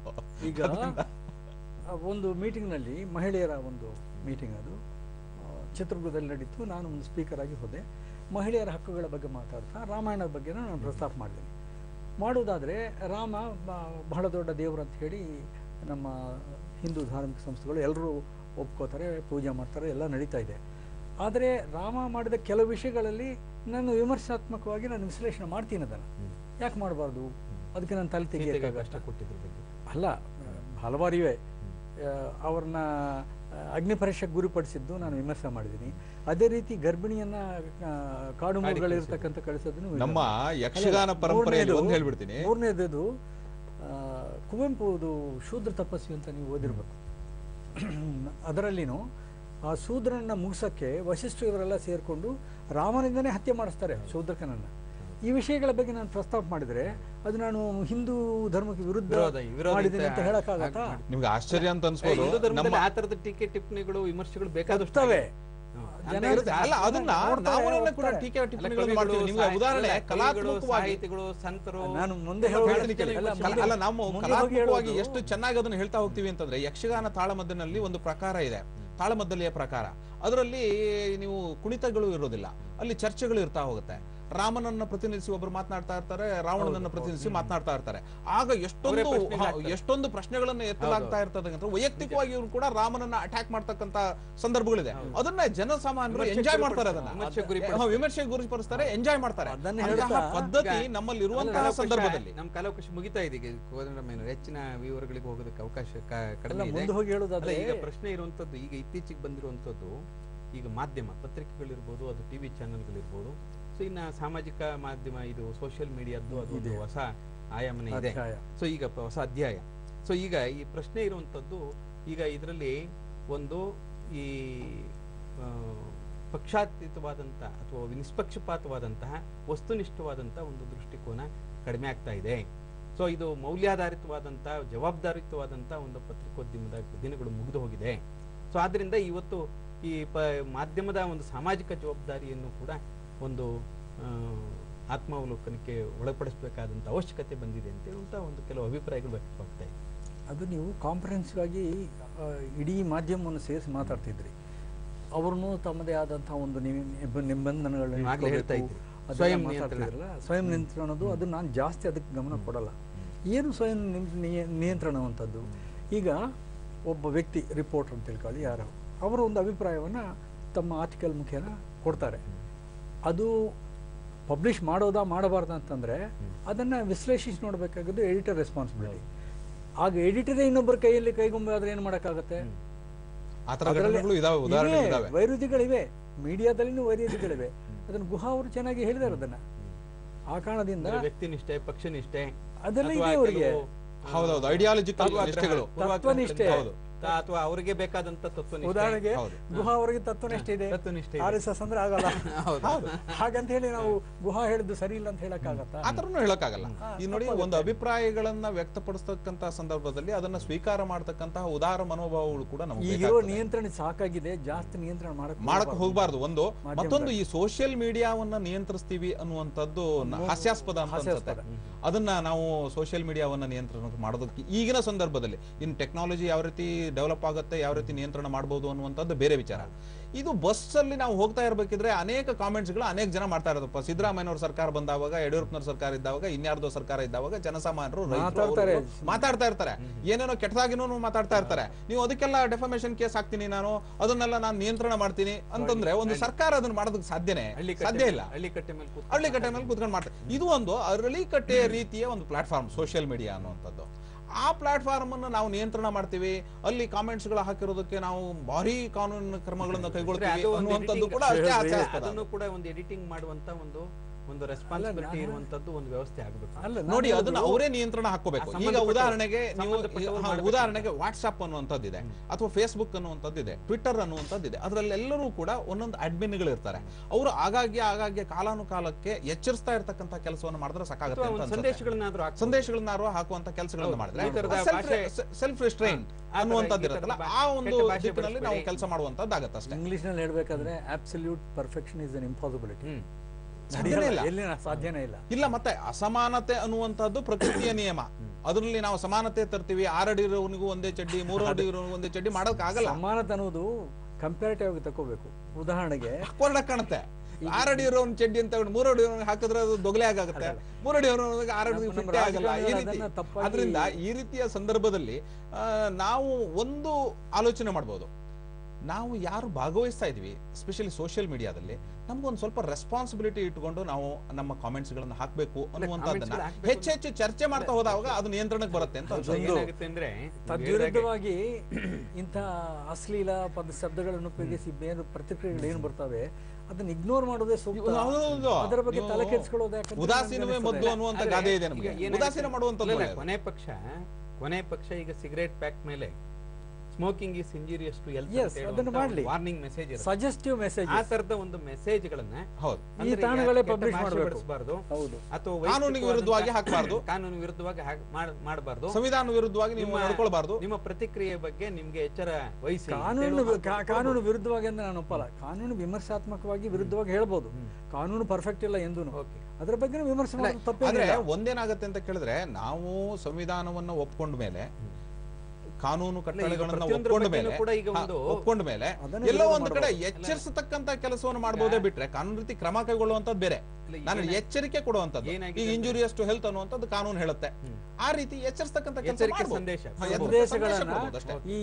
ಆದ್ರೆ ಮೀಡಿಯಾ ಇದೆಯಲ್ಲ, ಉಳಿದಂತಹ ಮೀಡಿಯಾ, ಪ್ರೆಸ್ ಇರ್ಬೋದು ಅಥವಾ ಎಲೆಕ್ಟ್ರಾನಿಕ್ ಮೀಡಿಯಾ ಇರ್ಬೋದು, ಇಲ್ಲಿ ಒಂದು ಸ್ವಲ್ಪ checks and balance, reasonable restrictions ಅನ್ನುವಂತ ಶಬ್ದವನ್ನು ಅದಿದೆ.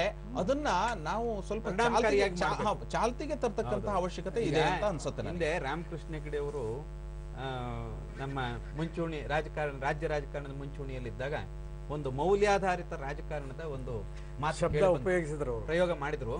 ಸೊ ಈಗ ಮೌಲ್ಯಾಧಾರಿತ ಪತ್ರಿಕೋದ್ಯಮ, ಜವಾಬ್ದಾರಿಯುತವಾದಂತ ಮಾಧ್ಯಮ, ಸೊ ಇದು ಒಂದು ಆಗ್ಬೇಕು ಅಂತ ಹೇಳುವಂತ ಒಂದು ಅಪೇಕ್ಷೆ ಎಲ್ಲರದ್ದಾಗಿದೆ. ಯಾಕೆಂದ್ರೆ ಇದ್ರದ್ದು ಪರಿಣಾಮ ಪತ್ರಿಕೆಗಳಿರ್ಲಿ ಅಥವಾ ಟಿವಿ ಚಾನೆಲ್ಗಳಿರ್ಲಿ, ಸೊ ಇಲ್ಲಿ ಬಿತ್ತರವಾಗುವಂತ ಕಾರ್ಯಕ್ರಮಗಳಿರ್ಬಹುದು, ಅಥವಾ ಇಲ್ಲಿ ಪ್ರಸಾರವಾಗುವಂತ ವರದಿಗಳಿರ್ಬಹುದು, ಅಥವಾ ಪತ್ರಿಕೆಗಳಲ್ಲಿ ಪ್ರಸಾರವಾಗುವಂತಹ ವಿಚಾರಗಳಿರ್ಬೋದು, ಇವೆಲ್ಲವೂ ಕೂಡ ಜನಮನದ ಮೇಲೆ ಪರಿಣಾಮ ಬೀರುತ್ತೆ, ಸಾಮಾಜಿಕ ಪರಿಣಾಮ ಬೀರುತ್ತೆ. ಅದರಿಂದ ಸತ್ಪರಿಣಾಮವನ್ನ ಬೀರುವಂತಹ ಒಂದು ಕೆಲಸವನ್ನ ನಾವು ಮಾಡ್ತಾ ಹೋದ್ರೆ ಯಾವ ಸಮಸ್ಯೆನೂ ಉದ್ಭವಿಸೋದಿಲ್ಲ. ದುಷ್ಪರಿಣಾಮ ಆಗುವಂತದ್ರ ಬಗ್ಗೆ ಎಚ್ಚರಿಕೆ ವಹಿಸಬೇಕು ಅಂತ ಹೇಳುವಂತದ್ದು ಈ ಒಂದು ಕೂಗು ಕೇಳಿ ಬರ್ತದೆ. ಸಂದರ್ಭಗಳು ಉದ್ಭವಿಸೋದಿಲ್ಲ ಅಂತ ಹೇಳಬೇಡಿ ಯಾರಾಜಿ ಅವರೇ. ನೀವು ಎಷ್ಟೇ ಕೇರ್ಫುಲ್ ಆಗಿ ಮಾಡಿದ್ರು ಕೆಲವು ಸಂದರ್ಭಗಳು ಉದ್ಭವ ಆಗೇ ಆಗತ್ತೆ. ಯಾಕಂದ್ರೆ ನಿಮ್ಮ ಫ್ರೀಡಮ್ ನಲ್ಲೇನೆ ಸಮಸ್ಯೆ ಇದೆ. ಆ ಸಮಸ್ಯೆದಿಂದ ಫ್ರೀಡಮ್ ಅನ್ನು ಅಬಾಲಿಷ್ ಮಾಡಿದ್ರೆ ಅರ್ಥ ಇಲ್ಲ. ಸಮಸ್ಯೆನ ಬಗೆಹರಿಸಕ್ಕೆ ಹೋಗಬೇಕು. ಇದ್ರ ಬಗ್ಗೆ ಸರ್ಕಾರ ಮತ್ತು ಸಮಾಜ ಮತ್ತೆ ಮಾಧ್ಯಮ ರಂಗದಲ್ಲೂ ಕೂಡ ಆತ್ಮಾವಲೋಕನ ಇವೆಲ್ಲವೂ ಕೂಡ ನಡಿಬೇಕಾಗಿದೆ, ಚರ್ಚೆ ನಡಿಬೇಕಾಗಿದೆ. ಸೊ ಈ ಒಂದು ಮಾಧ್ಯಮ ಮತ್ತು ಸಾಮಾಜಿಕ ಜವಾಬ್ದಾರಿ ಚರ್ಚೆಗೆ ಆಗಮಿಸಿದಂತ ನಿವೃತ್ತ ಹಿರಿಯ ಪೊಲೀಸ್ ಅಧಿಕಾರಿಗಳು ಹಾಗೂ ಮಾಜಿ ಸಂಸತ್ ಸದಸ್ಯರಾದಂಥ ಪಿ ಕೋದಂಡರಾಮಯ್ಯನವರಿಗೆ ಉದಯ ನ್ಯೂಸ್ ಚಾನೆಲ್ ಪರವಾಗಿ ಧನ್ಯವಾದಗಳು. ಹಾಗೆ ಹಿರಿಯ ವಕೀಲರು, ಆಂತರಿಕ ಭದ್ರತಾ ವಿಶ್ಲೇಷಕರಾದಂಥ VS ಹೆಗ್ಡೆ ಅವ್ರಿಗೂ ಕೂಡ ಧನ್ಯವಾದಗಳು. ಕಾರ್ಯಕ್ರಮಕ್ಕೆ ತಮಗೂ ಒಂದು ವಂದನೆಗಳು. ಮತ್ತೆ ಮುಂದಿನ ಶುಕ್ರವಾರ ನನ್ನ ನಿಮ್ಮ ಭೇಟಿ. ನಮಸ್ಕಾರ.